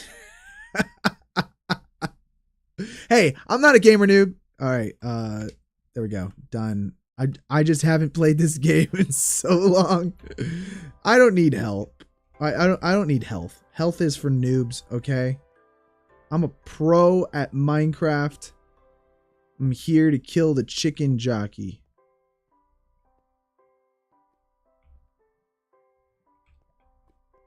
I'm actually probably going to get more hungry, honestly, than anything.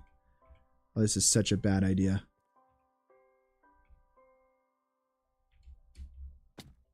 I didn't know that was going to hurt me.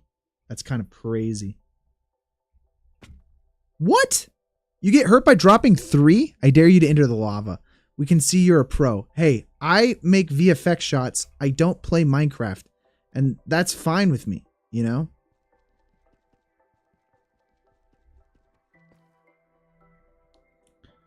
I think we're gonna... I think this is a really bad idea. Though technically, I know that gravel's a fine thing to dig down on because... I mean, think about it. Gravel would fall otherwise. Not gonna lie, this music is very loud. Can we build down? I think we can.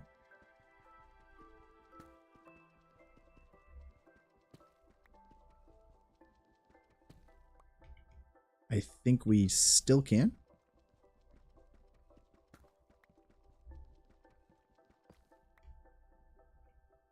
We found diamonds.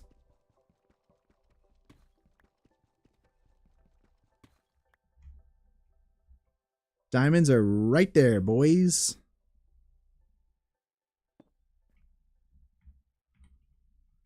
It's hard to see, though. 1 second. It is very hard to see. So we got flint.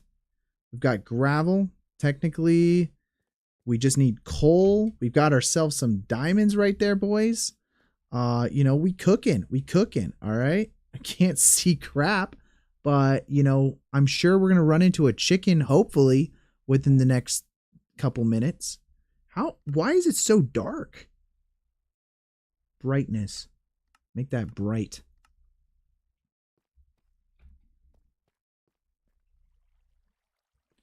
It's a bucket if we wanted water.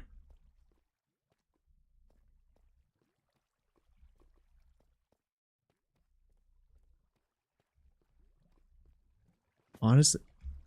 Oh, shit. Guys, we're screwed. We're screwed. We found a zombie, though. We found a zombie, so we got to find his horde.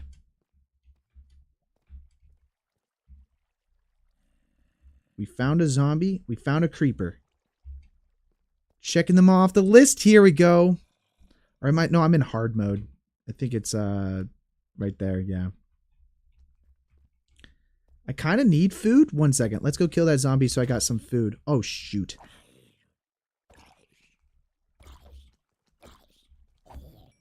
There we go. We got some food. Probably not the best to eat rotten flesh, but you know what? Sometimes you gotta do what you gotta do. It's not about, how am I getting hurt by dropping 3 blocks? That doesn't even make any sense. I feel like I used to be able to drop like 6 blocks. There's a lot more. I could drop way more in the past. Kind of screwed right now because I got no food. And I can't eat creeper.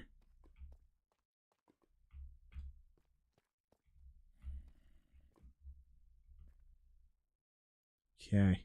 What do we got going on here? Oh, shoot. Well, you can't eat skeletons either, so let's just get out of there. 6 blocks, bro. You were dreaming. No, I'm telling you. You used to be able to drop way more. Used to be able to drop way more. Where's the zombies? I need some more food.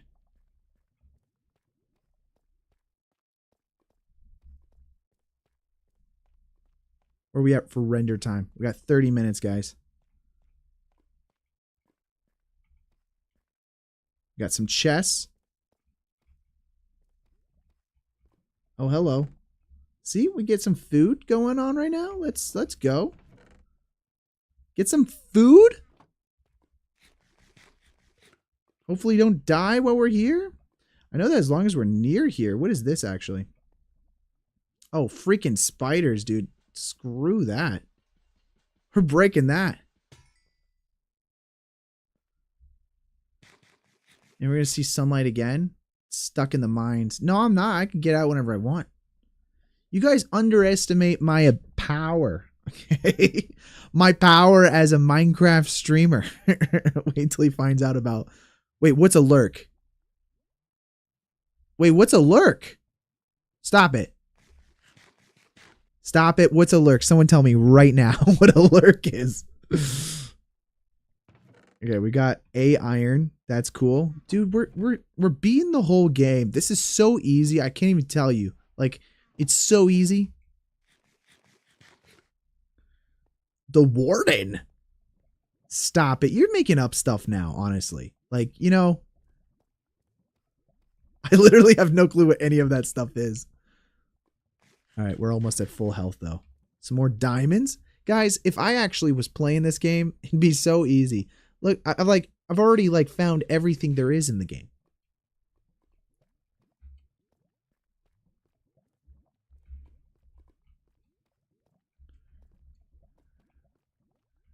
Let's see. No more spiders because we killed the spider spawner. Although that doesn't really mean anything. They could still spawn in the dark. I'm actually surprised we haven't hit more mobs. Bro, wardens are the worst. I think you're just making up stuff. Baragon, how's the nuke shot going? It's looking cool. Well, did you guys see oh wait, I can't eat that. I'm just gonna get hungry anyways, it doesn't matter. Oh, there we go. Another creeper.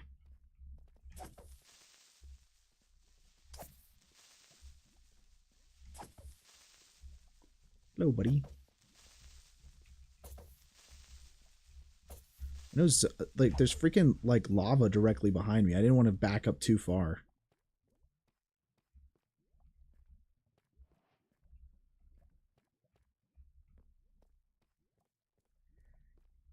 Chicken Jockey, where are you? Oh, mama. Mama. Stop it. Oh, I'm dead. I'm freaking dead. I'm telling you right now. I think I'm dead. I think I'm dead. I think I'm dead, guys. It's so close. It's not even funny. Stop it. Oh, my heart.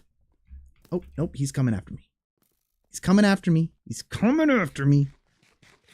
I need to freaking get out of here. That's what I got to do. How am I not dead? Woo, dude. Woo. Good thing this isn't like hardcore mode. That would have been bad. Would a narrow escape? Nah, dude, I knew exactly what I was doing. It's just all about planning there. Is that a zombie down there? No, I thought I saw some green. It's just about planning. Like, you know your escape routes. You know where you're going. Like, it's not a problem if you do that. I will say the biggest issue that I'm running into right now is that I have no sound. I can't really hear the game. So... yeah, no, man, it's all about planning and like understanding like where you're at and what. I think I'm walking around in circles right now. I'm trying to find myself a chicken jockey, and I've got 27 minutes to do that, and I'm out of rotten flesh. I thought that skeleton would be easier to kill, I'm not gonna lie.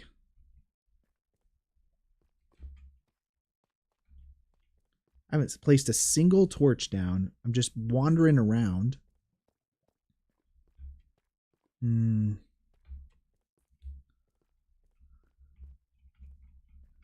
I go this way? I think I did. Aren't chicken jockeys like really rare? Yeah, I know. I don't want to hear it. Because like zombies themselves are super rare. Did I already get this one? I think I already got this one. Oh my god. I don't think I can get down, honestly.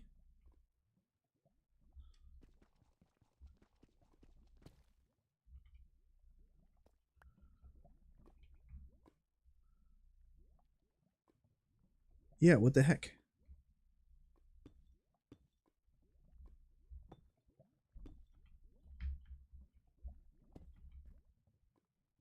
Yeah, I already went here, didn't I? Yeah. I was like, wow, I think I found more chests. That's insane. He said, I know the escapes, and said, I think I'm going around in circles. Just contradicting myself. I mean, I am going around in circles. I'm trying to figure out.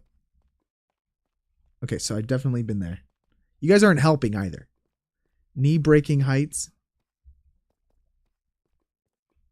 Okay, where it's all planning. It's just about adding a little excitement to the game. You know, I didn't know they make these freaking caves just go around in circles like this. Is that a diamond? Yeah, I missed another diamond there. Sometimes I think you can build through these. Right? Don't they sometimes continue?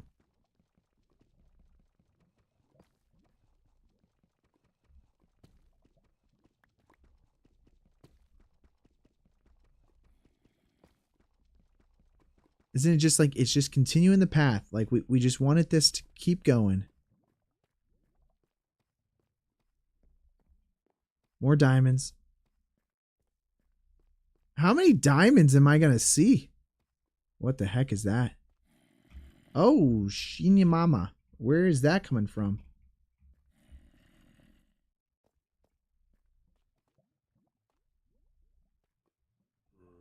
What is that? Uh-oh. Uh-oh. Make a stone pickaxe. No, I don't need a stone pickaxe. Oh my God, I'm just kind of scared. Where's it coming from? It's through the walls, guys. It's on the other side of this wall. I'm telling you right now.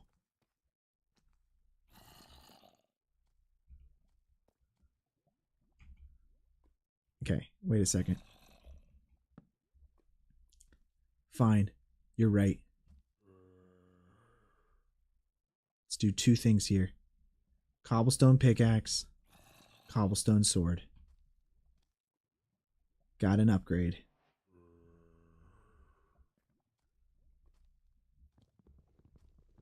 I just can't. I can't see anything, so it's like, it's very hard. Is it down here? We going down here? Wait, did I just hear an arrow? It's coming from over here, is it not? There's a zombie, though. So when the 300 part Minecraft Let's Play coming to main channel? So when's the 300 part Minecraft Let's Play coming to the main channel? I can't make a torch because I don't have any coal, and I saw coal back there and I didn't get it. Like an idiot. Although I think actually, can't you... One second. You can make a... You can make a this. You can make a this. You can do this. And then can't you do this? No, I think you have to have the actual birch wood. This is the craziest Minecraft Let's Play. No stone pickaxe, no mining diamonds, no eating normal untainted food. Like, I can't tell if this is stupidity or if Connor's just so big brain. I think you've been just watching the wrong people. Honestly. Like, and I don't want to be mean or anything like that, but if other people are literally eating regular food and they're making torches and getting the diamonds, then they're not doing the right stuff in Minecraft, you know? Like, you should be going around here. Oh, well, I thought I literally found another cave. Pretty sure it's through here.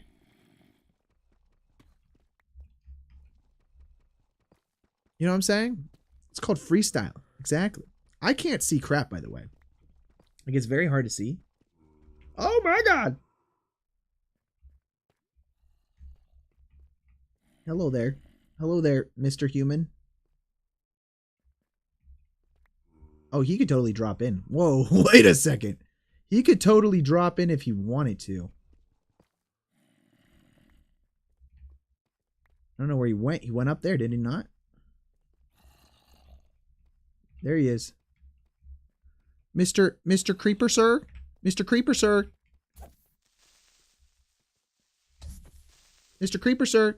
Please don't blow up. Beautiful. Now we hear zombies. So that means there is zombies around here. Which is actually good news for us, because our only goal in this entire game is to find ourselves a chicken jockey. And that happens to be, hate to say it, a zombie. I really can't see anything. Did I just find another path? Oh, there you are. You're going to give me some more food to eat, Mr. Sir. No, it didn't drop any rotten flesh. What are the chances it wouldn't have dropped rotten flesh? I thought every zombie dropped rotten flesh. Oh, well, there you go.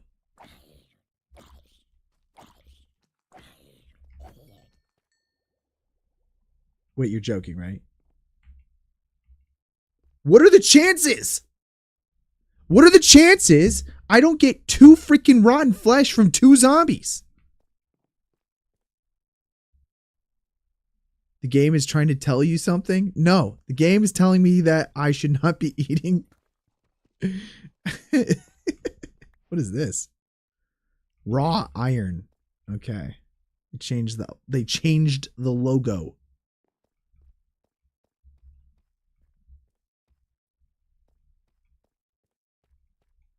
I'm hungry and it's not giving me food. You can go back if it's live. Yeah. The addiction is taking a hold of you. No, I'm not addicted. I can stop whenever I want. That's the difference between addiction and whatever this is. Okay. We made it to the outside ravine. What are you? A stone. Gotcha. Well, we spent a good amount of time in the mines, boys, and we still haven't found a chicken jockey, and I'm a little concerned right now.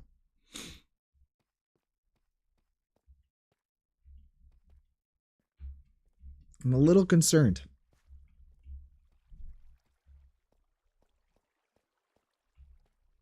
Some more diamonds. I think that's a mob. Skeletons are just like the worst bane of my... Oh, there's a spider. There's a spider. Okay, guys. Now, here's what you do against spiders. You don't die, because that's a big no-no. And you don't want to be in front of lava, because they knock you back, and then you might die because you hit lava.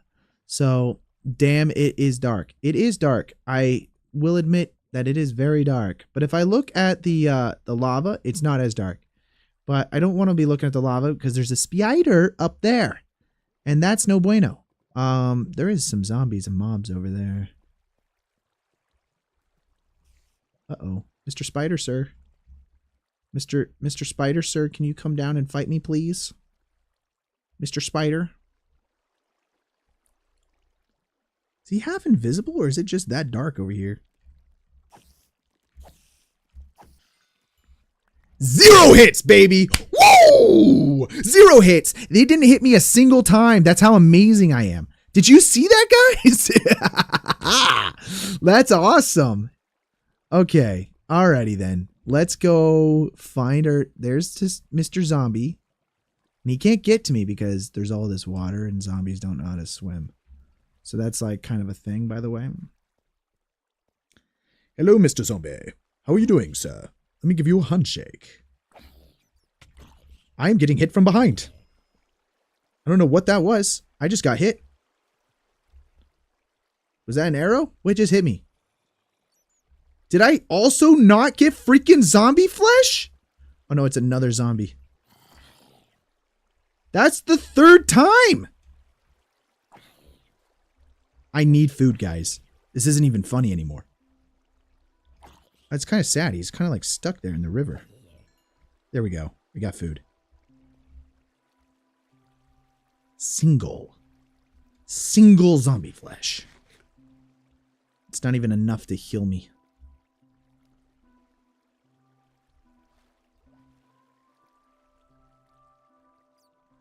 Beautiful music. More diamonds, by the way, up there. Oh, brings back the memories. Eat the stone? Nah, dude. Don't think that's legal.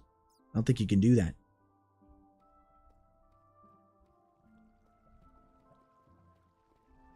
Let's see. So quiet. So peaceful. I'll tell you guys, I started playing Minecraft back when it was first released in like 20... Well, I guess it was released before, way before this, but I started playing back in like, I think it was 2011? Late 2011?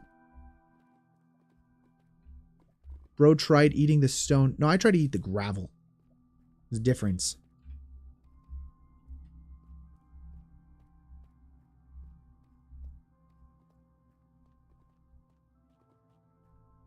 I got jump scared by the bat. Oh. Dude.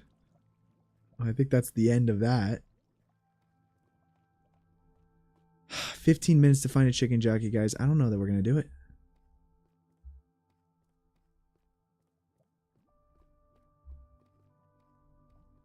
I just saw some eyes over there. I can't believe it. That was like 4 zombies that I killed. Uh-oh. Frick that, dude. Oh, so you're over there. Oh, oh no! Wow, guys, look at this. That is the craziest. What the heck? Why is it glowing? There's another skelly. Guys, I honestly think I'm dead here. I think I'm just dead. Honestly, that skelly is going to come for me. There's a skelly over there. There's a glowing whatever that is. I have 0 food. Honestly, this is it. This is it, boys. This is it. We made it to the end. We made it to the end. It wasn't even that big of a thing in the first place. We have to go to the top. Well, I guess we never made it to the end. We haven't even made it to the nether. How boring. It was so unfortunate.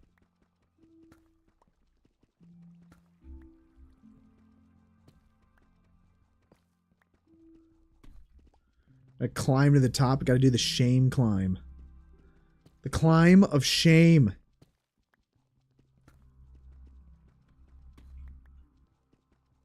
Alright, yeah, this is... We're gonna just quit it there, guys. Sorry, I failed.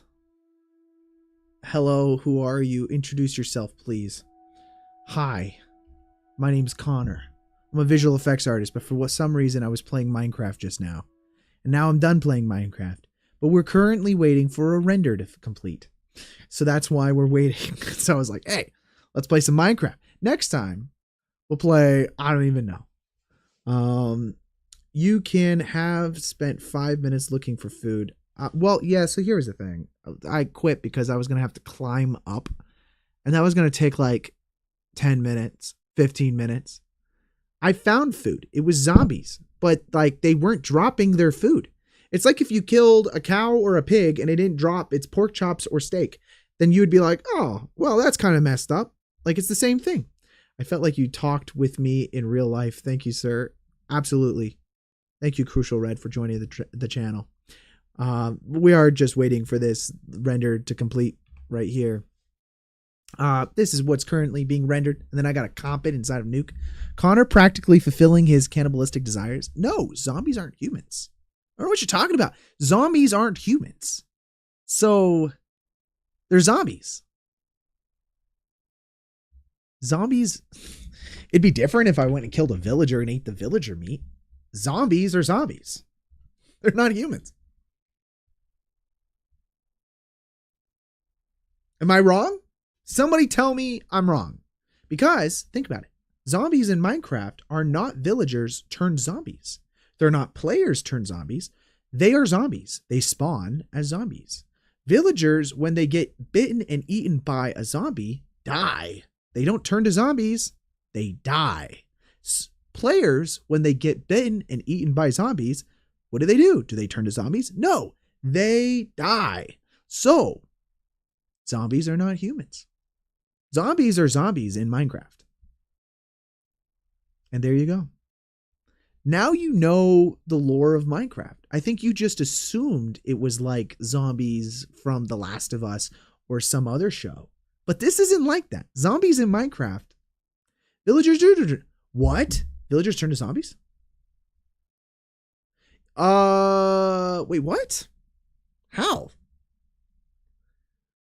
Zombie villagers? How is this? Stop it. Stop it. Do villagers turn into zombies Minecraft? I don't believe you guys for a second.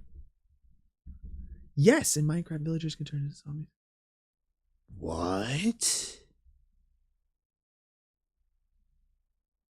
So the chance of this happening depends on the game difficulty. On easy, it's 0%. On normal, it's 50%. And hard, it's 100%. When was this added?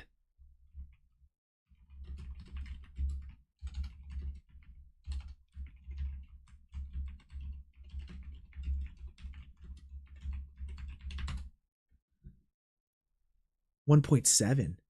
Wait, when did I play? I swear that wasn't possible before. Gotta use a golden apple to cure them. Math ain't mathing. They get bit. That's what? I didn't know I was a cannibal. Now I'm a cannibal and I just didn't realize it. What the heck? I didn't know that. No. Well, still, my point stands. Villagers aren't humans. Players are humans. Villagers are villagers.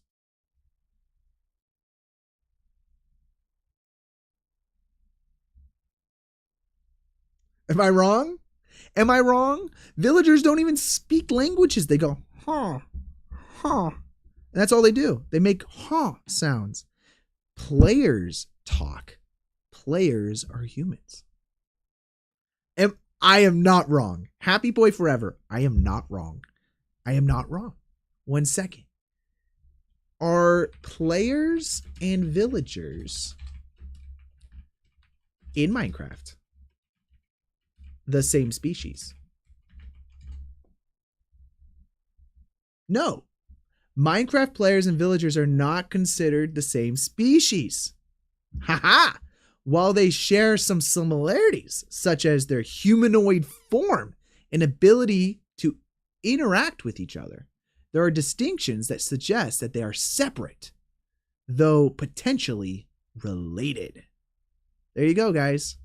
There you go. Answers the question. Villagers aren't humans. Please, Connor, stop trying to save the situation. I already saved it.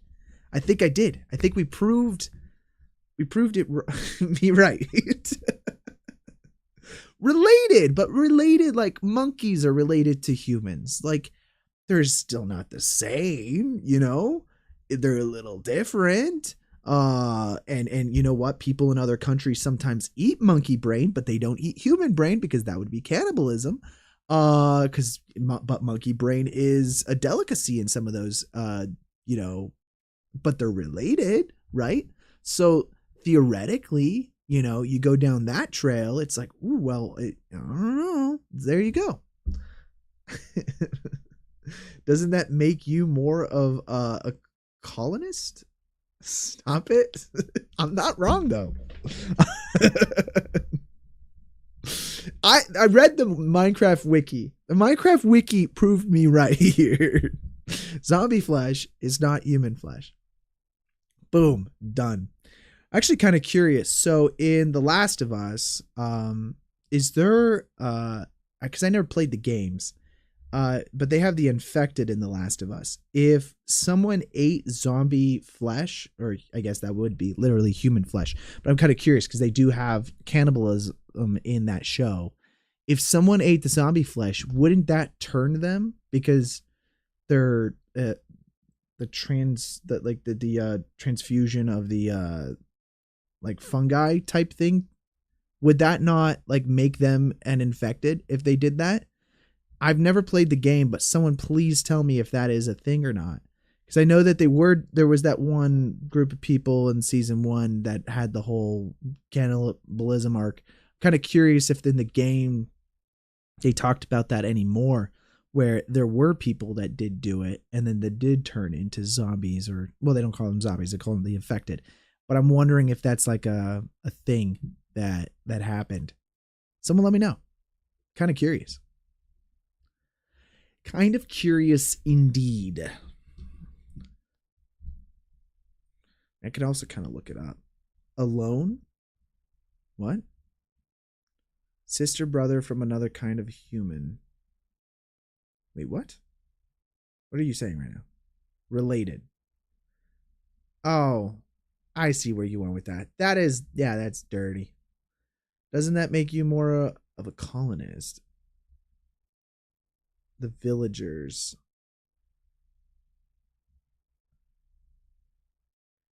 I don't know. All I know is unsuccessful in finding myself a chicken jockey. That's all I know. And just want to point out that I didn't die, and I had No tools, really. So who's the real pro gamer now? That's all I'm saying. I think this is my calling, guys. I think once a week, instead of doing CG renders, I'm gonna start doing video games. That's what we're gonna do. We're just gonna start playing some games. Oh my goodness. I mean, the only game I really play right now is League of Legends, and I don't think I'm good enough at it to stream. So, and there's enough streamers that do League of Legends. There's enough gamer streamers, to be completely clear. No making of a chicken, no finding of a chicken. The people in the town only ate the ones that were killed by any other means. They left the infected ones alone. Gotcha. I mean, that makes sense, because I think, like, from a logical perspective on how that show would work, if you ate somebody that was infected, you would become infected. I think logically that would make sense.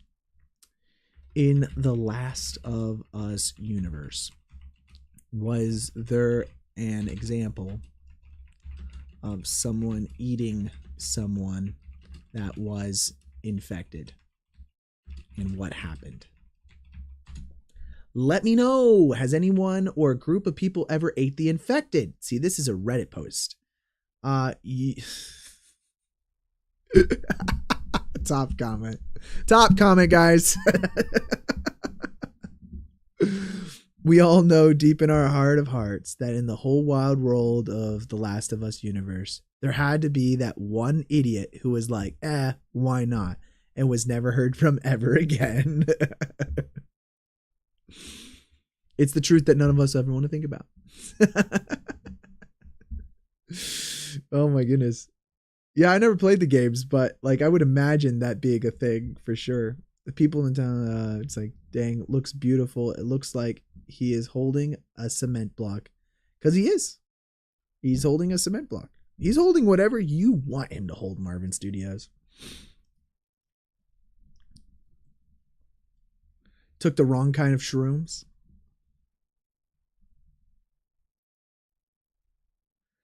It's a little reflective in like certain areas, so I'm gonna kind of like paint some of that and fix it out. Because like overall, I wanted him to be moisture on the forehead. Probably would have created like a matte painting for like this type of area. Like if we matted out this section, so that way we wouldn't get that. That's probably the better way of going about it. But in this particular case, I do not want to re-render. So, cool thing is I didn't have to render this out at half res, because that would have just sucked, because then I would have had to render it out again later. I think 1024 looks great, guys, though. Look at this. I mean, honestly, once it denoises everything, it's going to be really sweet. I love these freckles that we added on to the character.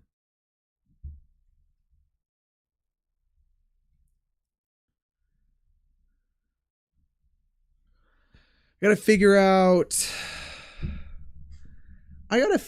what my next live stream is gonna be, guys. So next week is the 18th. So I want to do something for the 18th. Then I got a super special treat for you guys that's gonna happen on the 25th. All you need is Connor is in the background, crunched over a villager body. Hey, stop it. Stop it. Stop it. Not true. Not true. Giving you some cool news right now. You blink, you drink. No Hasselhoff, that's not gonna be the stream. But the 25th is actually my birthday, so I'm gonna do a special live stream on the 25th. That was my theme that you that I suggested. It was, but I actually have a cooler idea, I think. So on the 23rd of May, my short film Bad Omen, I shot it 2 years ago, and then it took a year to make. Then it was in festivals for the last about year and a half.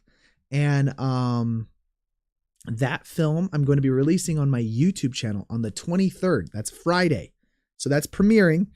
You guys can already see that it's like going to be premiered. You guys click the notify button if you want to on that actual video itself. And let me actually just show you guys. Just pull this up over here. So if we go to Connor Thomas here, on my channel, you will see that videos that are coming up is the actual short film that I created. So go over here if you will, and please click the notify button, turn notifications on. This film is going to be coming out on the 23rd of May. That's a Friday. And then that Sunday, I'm going to be live streaming, and we're going to invite all the cast on, and we're actually going to do a live stream. We're going to watch through the film, do some commentary on the film. And then afterwards, we'll do a Q&A. So guys, go ahead and think of some cool questions. And we're going to do a Q&A with the cast after the film is over. And then once they are off the stream, I'm going to do some VFX breakdowns of some of the VFX shots that I did on this film. So just so you guys know, that's what I'm going to do on the 25th of May. That's my birthday. And we're going to do that. So I think that'll be a fun one. I'm really excited about that. So I'm going to have the 3 main actors on the film that are going to be on the live stream, as well as the editor and producer of the film as well is going to be on. So it's going to be super fun. I'm really excited about it. I'm going to plan some questions as well, and it'll be a good time. But yeah, that'll be on the 25th. So next week, I'm actually not quite sure what we're going to do on stream next week. I've got to figure that one out. So it'll be a Nuke thing. If I were to guess, probably a Nuke VFX shot. I just kind of have to figure out exactly what I want to do. And we're going to try to make it so that it's just a one stream thing instead of a part 1, part 2 situation. If it is a part 2, then that's fine. We're just going to take a break in between weeks of when we're doing that. Andor season 1, the mine shot. Dude, I haven't even seen Andor yet. I got to watch Andor. I just don't have Disney Plus, and I haven't been wanting to get it. So maybe I will. I've been told it's great. Dude, my Star Wars heart is broken. I like I Boba Fett and all of that, like Obi-Wan has ruined me. I freaking love Star Wars so much. And then I am now crying because I don't really want to watch it anymore. Do you guys relate? Like, I feel like I don't want to be hurt anymore. That's what it is. I love Star Wars. I just watched, for instance, Revenge of the Sith when it came back to theaters. I went and watched that in IMAX. Super fun. I loved it. And I kind of want to watch through all of the originals again, and you like go through the whole thing, forget the sequels. But the shows like Mando season 1 was great, and then 2 was like kind of not as good, and then 3 was a little bit less good, and it just like slowly got worse. And then freaking Boba Fett dropped, and I was like, what the hell is this? And then I watched Obi-Wan, and I was like, that's definitely no fun. But Veeth, I'm going to have you come in here in like a half an hour, and you're going to log in to Disney Plus on this TV right here so I can watch Andor, okay? Because you keep telling me I have it, but I'm like, I'm not logged in. So 100%, but I had to give it a watch after everyone started praising season 2. You didn't like Mando and Boba, so I didn't have to watch Star Wars shows. Yeah. And then I've heard Skeleton Crew's good. At least I think I've heard Skeleton Crew's good. Render's done. Sorry, guys. Pause. Part 5, finishing the chicken. No, dude, we're right now. It's right now. Image, save as. We already did it. We're done. Okay. We're doing I got to put this in here so I can actually read things. We're going to go to 3D out and then save this.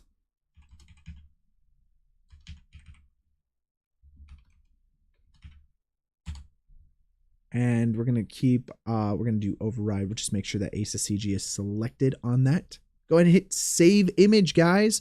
All right, fantastic. So now what that means is that we're going to open up Nuke, my favorite compositing software of all time. Guys, go grab it. And I don't want any excuses. If you don't want to pay for Nuke, you can get Nuke non-commercial. It's free. Use Nuke. Nuke is so much better than After Effects. Don't even think about it, you know? Like, Nuke is just so much better.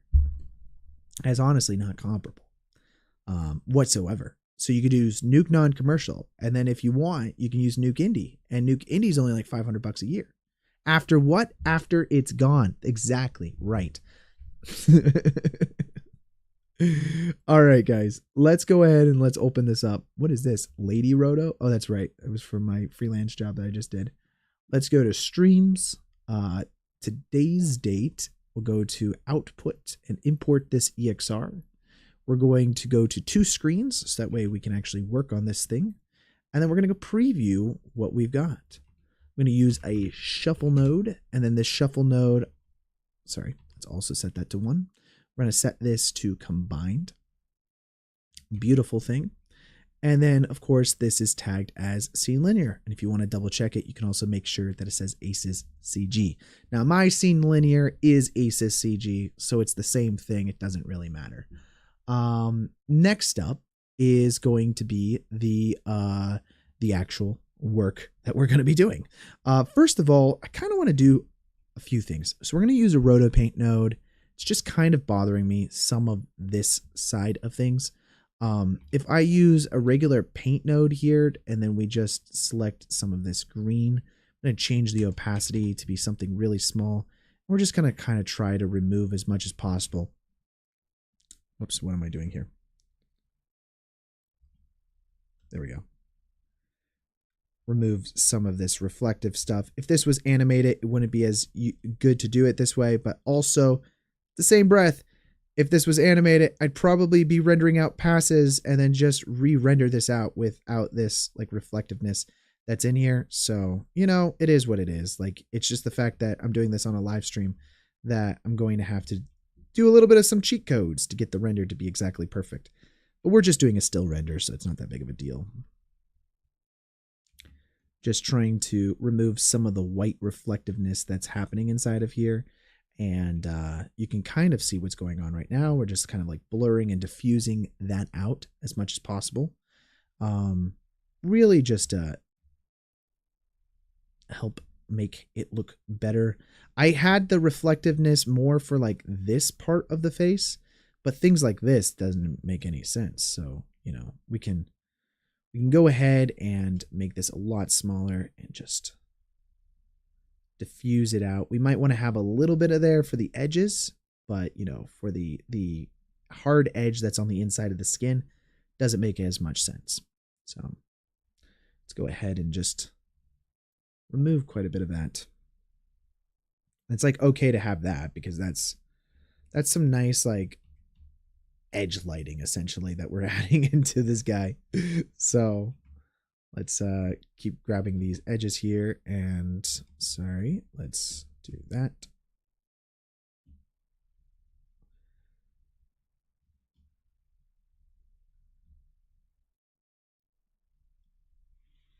Just kind of like blurring these edges. I'm fine with it having that lighter. In fact, actually, that's kind of nice to have that lighter edge. Actually makes kind of sense to do this. Though I'm wondering in like 3D, I might have used like an ambient occlusion node to really get those edges and then make it blurred out past those edges. That's probably what I would recommend doing to fix that if you wanted to keep those lighter edges. Because I think having those highlighted edges look nice. It's just about dulling it so that it doesn't look as plasticky.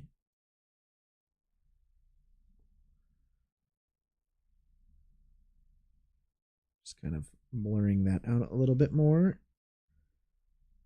Just doing some paint work, guys. That's what it's all about. You got to go now. Enjoy successful Minecraft Let's Play. I would say successful.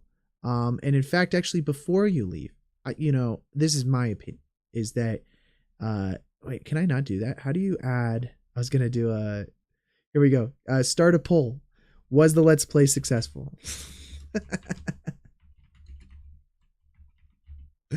Yes or no? Was the Let's Play successful? Honestly, I think it was. I mean, it was fun. And playing video games is about fun. It's not about anything else. You guys want it to be about something else, but it's not. Playing Minecraft is just supposed to be about having a good time. No, 100%. You guys are so mean. You're so mean. I think it was a good time, okay? Paint on some lips here, which I think I forgot to do in 3D, but it's okay. We could do that here in 2D as well. We had a goal, and the goal was fun. The goal was to have fun. The goal, you know what the goal really was? The goal was to burn time while this zombie was rendering. That's what the goal was.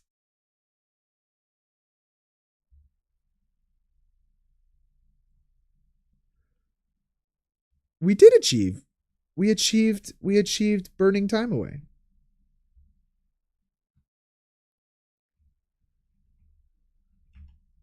Just add a little bit more lips on this guy. Let's probably do a little bit of an erase though. Let's do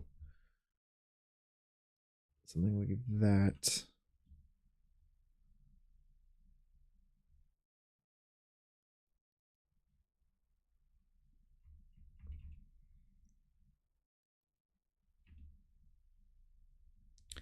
And then let's see, probably dull this out a little bit about more. Thing is, you don't even know you lasted longer than you anticipated, but then you did quit after you found out that you couldn't commit mass atrocities. You're like, hey, they're the ones that added it into the game that you could eat the Minecraft flesh. Does that speak more about Mojang or me? Huh? Does that speak more about Microsoft or me? I'm not the one that coded that into the game.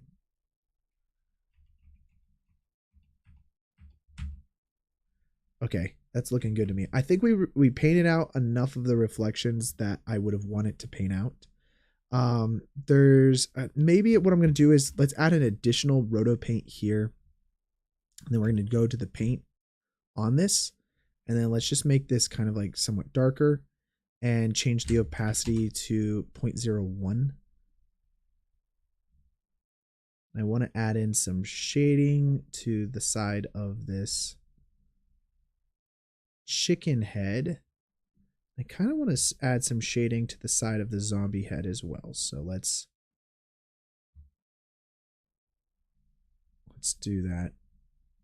Could do this with normals, but you could also not do it with normals. So it's really up to you on how you want to do it. I like to just hand paint this, especially since it's just 2D. Essentially, we're just adding in a little bit of paint. Going to paint in the side of this zombie head there. But you didn't have to commit to that path, Connor. It speaks more volumes on this side. Fair enough. So come back next week. We'll be playing Minecraft. We're going to find ourselves another ravine that actually has a chicken in it and a jockey. Honestly, I actually don't think a ravine is the best place to find a chicken jockey. I think the best place is probably near a village, right? Or probably in that birch forest, because I feel like there's a lot of chickens in birch forest. So like you have to be where like the chickens are, and then at nighttime you would be getting yourself the chicken jockey. I think that's how it would work. I'm actually going to save my work as we're going along here, so that way we don't lose it, because that's never fun. Not that I would ever lose anything that I was working on, because nothing that I do, I don't save.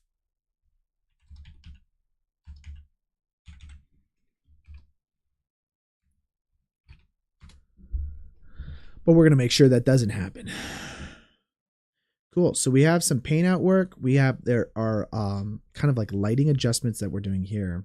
Also, you think that you expected to feed the zombie meat to the dogs. I mean, if you enjoy the taste, then who am I to judge? Hey, I didn't say I enjoyed it.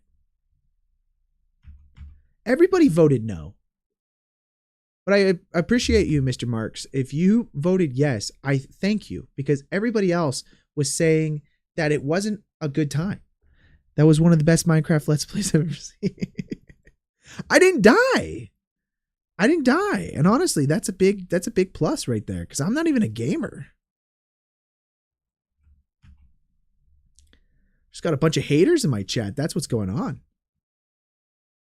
All right, so we're going to do a few things here. So now that we did our paint out work that's going on right there, we're going to do a few things just to make the fire in the background glow a little more and give a little more life to everything. So let's go ahead and add in a glow right now to this. I'm going to change this tolerance to be something way smaller. Essentially what we're doing, we'll click effect only so we can kind of see what it's doing. We're going to use the tolerance to basically only want, kind of like in a general way, this area here. And then we're going to change the brightness to be like half brightness. Like we really don't want it to be super bright or super saturated. It's just going to help us add a little bit of extra realism to the atmosphere of the scene.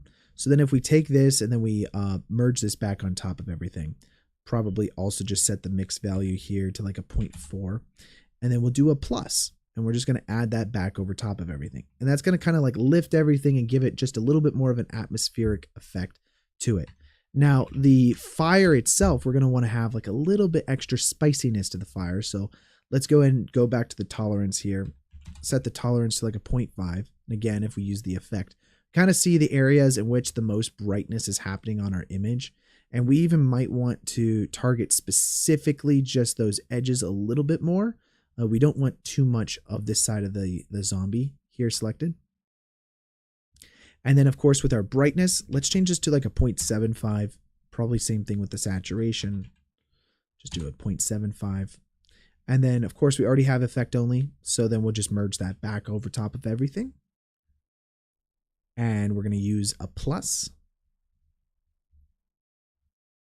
And then now with this plus, we can change the mix value of this plus to be a little bit less if we want. Like really what we're doing is we're adding in this little extra glow that's kind of happening on the inside here, specifically on the edges of our bright parts of our image, as well as the edges of our fire right there. So pretty much everything there is just kind of getting a little bit of a lift.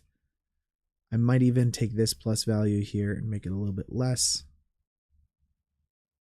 Beautiful. And then of course, we're going to probably just add another blur node, and then we could just set this to a value of like 300. This is going to be a general overall glow on everything. We just want to merge that back over top of our image again. So if we do that, this is going to give us some more atmosphere. Now, this is great, but we don't want this much atmosphere, right? So we probably bring this down, this value down to be something a lot smaller. This is going to kind of like give us that more glow effect of like having like a fog or something like that in our scene. So obviously the less it is, the less atmosphere it'll feel like that's inside of your environment. So you don't want it to be too high because again, that's not the point of this image. He's not in a very atmospheric, heavy, dense room, but we do want to give it a little bit of lighting bloom to everything that's going on inside of the scene. Okay, great. Next up, we're going to go down the line here. Probably want to do a few things with his eyes. So let's grab some crypto mats here. We're going to do some crypto mats, and we're going to specifically, let's just try to keep this a little bit more organized. We'll hide the input there for this guy. This crypto mat, we can actually select the materials or select the objects. Right now it's on objects, but if we do materials, you notice that the eyes are the same. So let's go ahead and select these eyes here, and let's go ahead and make some adjustments to it. Now we're probably going to want a few different crypto mats. So let's add some more crypto mats in here that will allow us to target different things. So this one right here will be the skin. We want specifically the skin. And maybe we select these parts of the skin too. In which case, actually, let's go ahead and clear this and then do specifically material. Those are the arms. That's the face. And then now if we go into our actual thing here, we're going to add in a grade node, and we specifically want the skin crypto mat that we created here.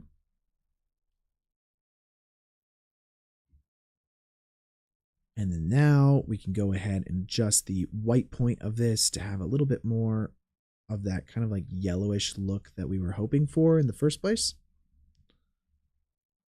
And probably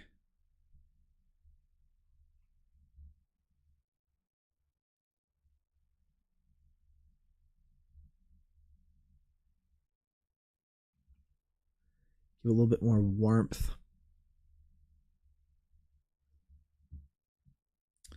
And then this, let's go ahead and add just like a little dot down here just to keep things a little bit more organized. And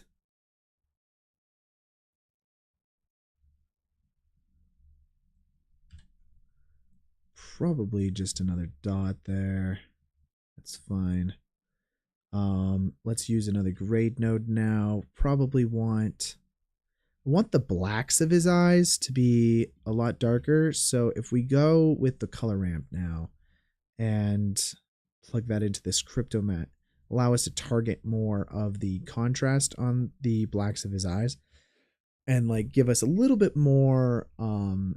It's too hazy before, and that probably was because of our atmosphere that we were adding into the shot. We actually might want this whole glow thing to happen after the fact. So probably move that down here. And then now this is going to give us the ability to make a little bit more corrections on the eyes if we want to. By the way, I like to sometimes, if this was an animated shot that you were handing off to an actual colorist, we would probably want to add in a shuffle node here. And let's get rid of that. You would probably plug that into your mat like so, and then you can create a new mask if you wanted to. And you can call this Eyes Alpha. And so if you plugged in this A here, we're going to get the alpha from the A, which is essentially saying, hey, give me this alpha here and feed it directly into this shuffle here. And so what ends up happening then is that down the line, when you eventually give this to a colorist, they'll be able to access all of the mats that you want to give them. So I would probably, before all that, we would go into here. We could do remove channels. We could remove all channels if we want it to. At the top here, probably around here, do that.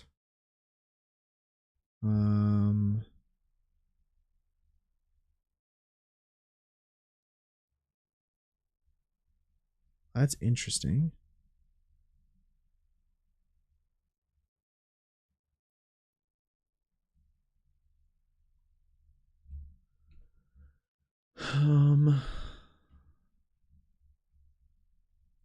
See, we want the shuffle. I want to remove the channels. One second. Let's see. We've got our shuffle that we've got going on there. We would first probably want to remove everything except for the RGBA. And keep RGBA. Beautiful. So that way, when you get to the bottom of your list here, you're only keeping eyes in RGBA. That's probably actually the better way of going about that. Perfect. So that's how you would like just shuffle things in. I'm probably not going to do that for everything here because we're actually not sending this to a colorist, but I just wanted to show you guys. That way, if you do shuffle anything in, you're only giving them the RGBA channel as well as the eyes for your renders. And that's very useful for a DI, especially with animation, because they may want to change like the eyes or whatever it might be. Very, very useful. I like to sometimes just throw a ZD focus on this thing. Let's do this before the blur here. And we're going to change the value of this ZD focus. So right now the size is set to like a 5. If you set it to like a 2, what you're going to do is you're going to create like a tiny little bit of a blur. It's pretty imperceptible, but what it's doing is it makes it feel more like it was photographed. The other way to do that, honestly, is we could use the virtual lens filter that you can get off of Nukepedia. And what you can do with this this is you can give like a few different effects. First of all, we could turn on a little bit of haze if we wanted to, and this will do the same thing as our glow down there. I'll do it in a different way. So actually, we're probably going to remove it this time. We're just going to use virtual lens on our render here. And then we'll probably turn on a little bit of a spherical aberration. And what that's going to do also is create a little bit of that aberration effect that's going on there. Create a little bit of a chromatic aberration too. That's going to give us a little bit more of a highlight realistically there. I would say let's mix this in a little bit more.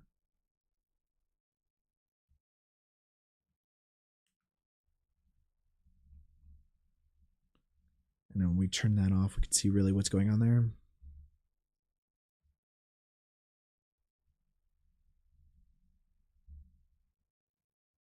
Is it the mix that we want or the size? Probably the size down. Oh, I'm selecting the wrong crap anyways. Sorry.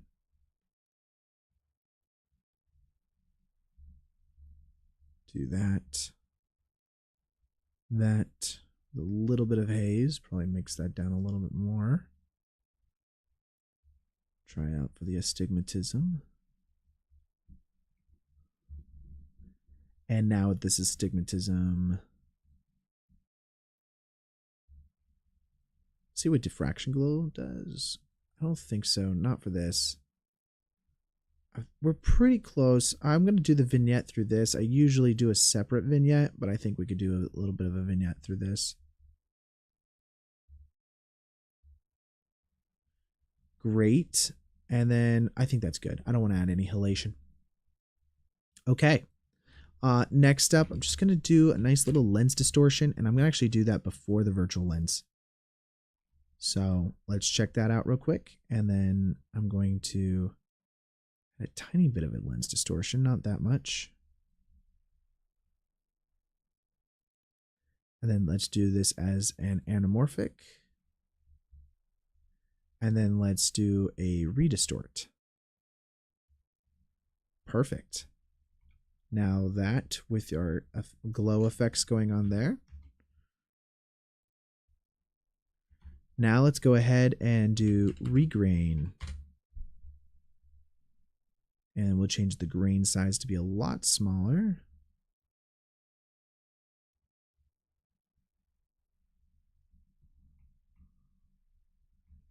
Very subtle. Very subtle, but I like it. Great. And then there's a little bit more that I want to do up here. Let's add in a new roto paint here, and let's actually go preview this. We're gonna do a 0.01, and then instead of an over, we're gonna do a plus. And I kind of want to lift some of this area up, some of the highlights on his cheeks and such. So 0.01, and then maybe do, you know what, maybe an over should be fine. Kind of just want to paint in some highlights here.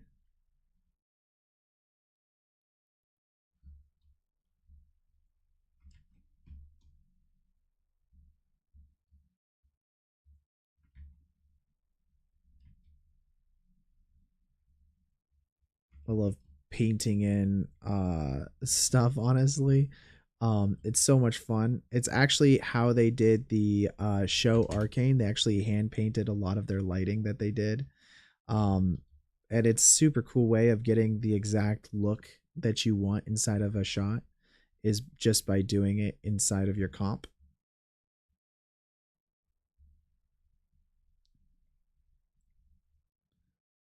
Just kind of like lift a lot of this area. Beautiful.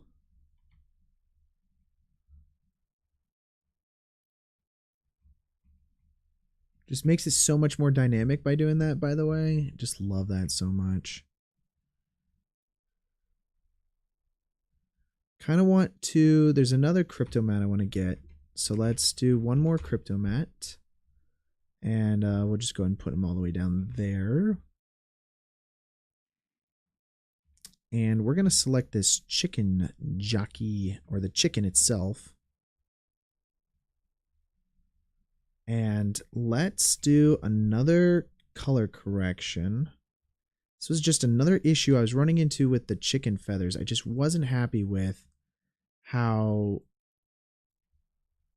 the shadows were. So we're just going to make it less contrasty. Or maybe we take the shadows and midtones. Is that what we want to do? Yeah, we'll just blow that out a little more. Oh, that looks so much better already. Beautiful thing. Okay, I like that.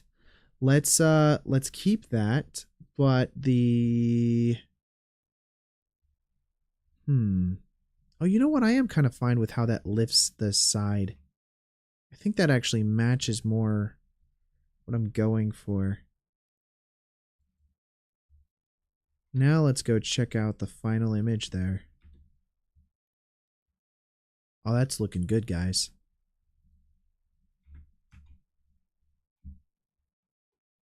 What do you guys think? What do you guys think? Thinking I like it. Thinking I like it. This is the render here. And honestly, really simple comp because didn't really have to do too much. I do like how that lifts it up quite a bit. I might say the green.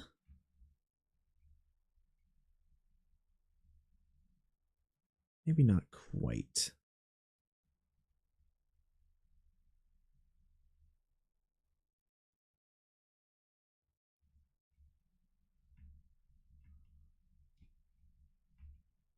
Yeah, I like that.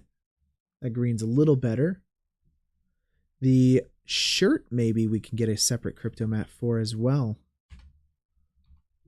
Let's try that. So we just grab this crypto mat. Can't grab it for whatever reason. There we go. And plug him in. I want to get a material just for this t-shirt here. And let's use another grade node.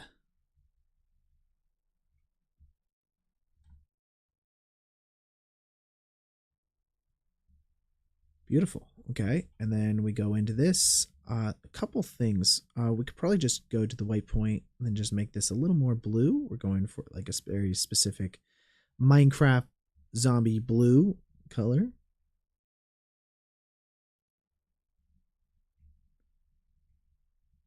Perfect.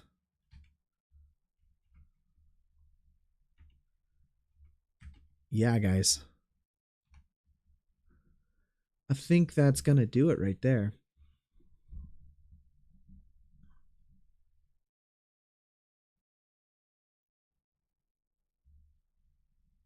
Yeah, I like it. That works for me, honestly. I'm actually very happy with how this turned out. There were moments, I doubt it. I doubt it quite a bit. But I think this is gonna do it, guys. I'm really happy with how this turned out. From a comp perspective, it's pretty straightforward. It's just a little bit of color touching and getting things to be a little bit more in the direction that I want it. But these project files, of course, as with every other project file, is always going to be uploaded directly over to the Patreon. You guys can get the link to that is in the description below. And of course, make sure to hit the subscribe button if you guys aren't subscribed already. I want to give a special thanks to these wonderful people right here. There are Patreon members over on the Patreon. And these guys, like you guys could, if you wanted to, go grab these project files after it's completely finished. And once I'm have that all up on the Patreon here in a few minutes. But I'm really pleased with how this turned out, honestly. I had my doubts for a moment, but I'm thinking this worked out a lot better than for a moment. I feel like it's always a roller coaster of emotions for me when going through sculpting stuff, because not exactly a professional at sculpting, more in the world of comping. And but when doing this stuff, it's always fun because it's like there's that moment of fear that hits you and you're just like, oh crap, I do not know how I'm going to possibly finish this off. But you know what? It all worked out in the end, and I'm very pleased with how it turned out. Thank you guys for watching today's video. I really appreciate it. I will see you guys next week. We're going to do, I think, probably some compositing stream that we're going to do. And then, of course, a quick reminder again, the week after that is going to be a super fun live stream with the actors of my film and doing a commentary on it. And just talking about some stories about how we made it and the different journeys that we had to go through to get it done. But thank you so much for joining. Thank you, Orlando Caisto. I appreciate you for dropping in, as well as everybody else who dropped into the stream today. Sorry that the Let's Play didn't live up to your guys' expectations. It appears that the results of the poll are in. Was it a successful? Was the Let's Play successful? No. 60% of you guys said no, it wasn't successful. Although I think the mission plan was a little unclear of what we were trying to do in the stream. That's what I would say, is that the mission plan wasn't exactly super clear, but all good. I guess I'm just not a gaming streamer. That's just not going to happen. But I'll see you guys next week. You guys have a good rest of your week. Say, Happy Mother's Day to your moms if you guys haven't already. And I'll see you guys next time. Stay creating, stay joining, do all that fun stuff. I'll talk to you later. Bye.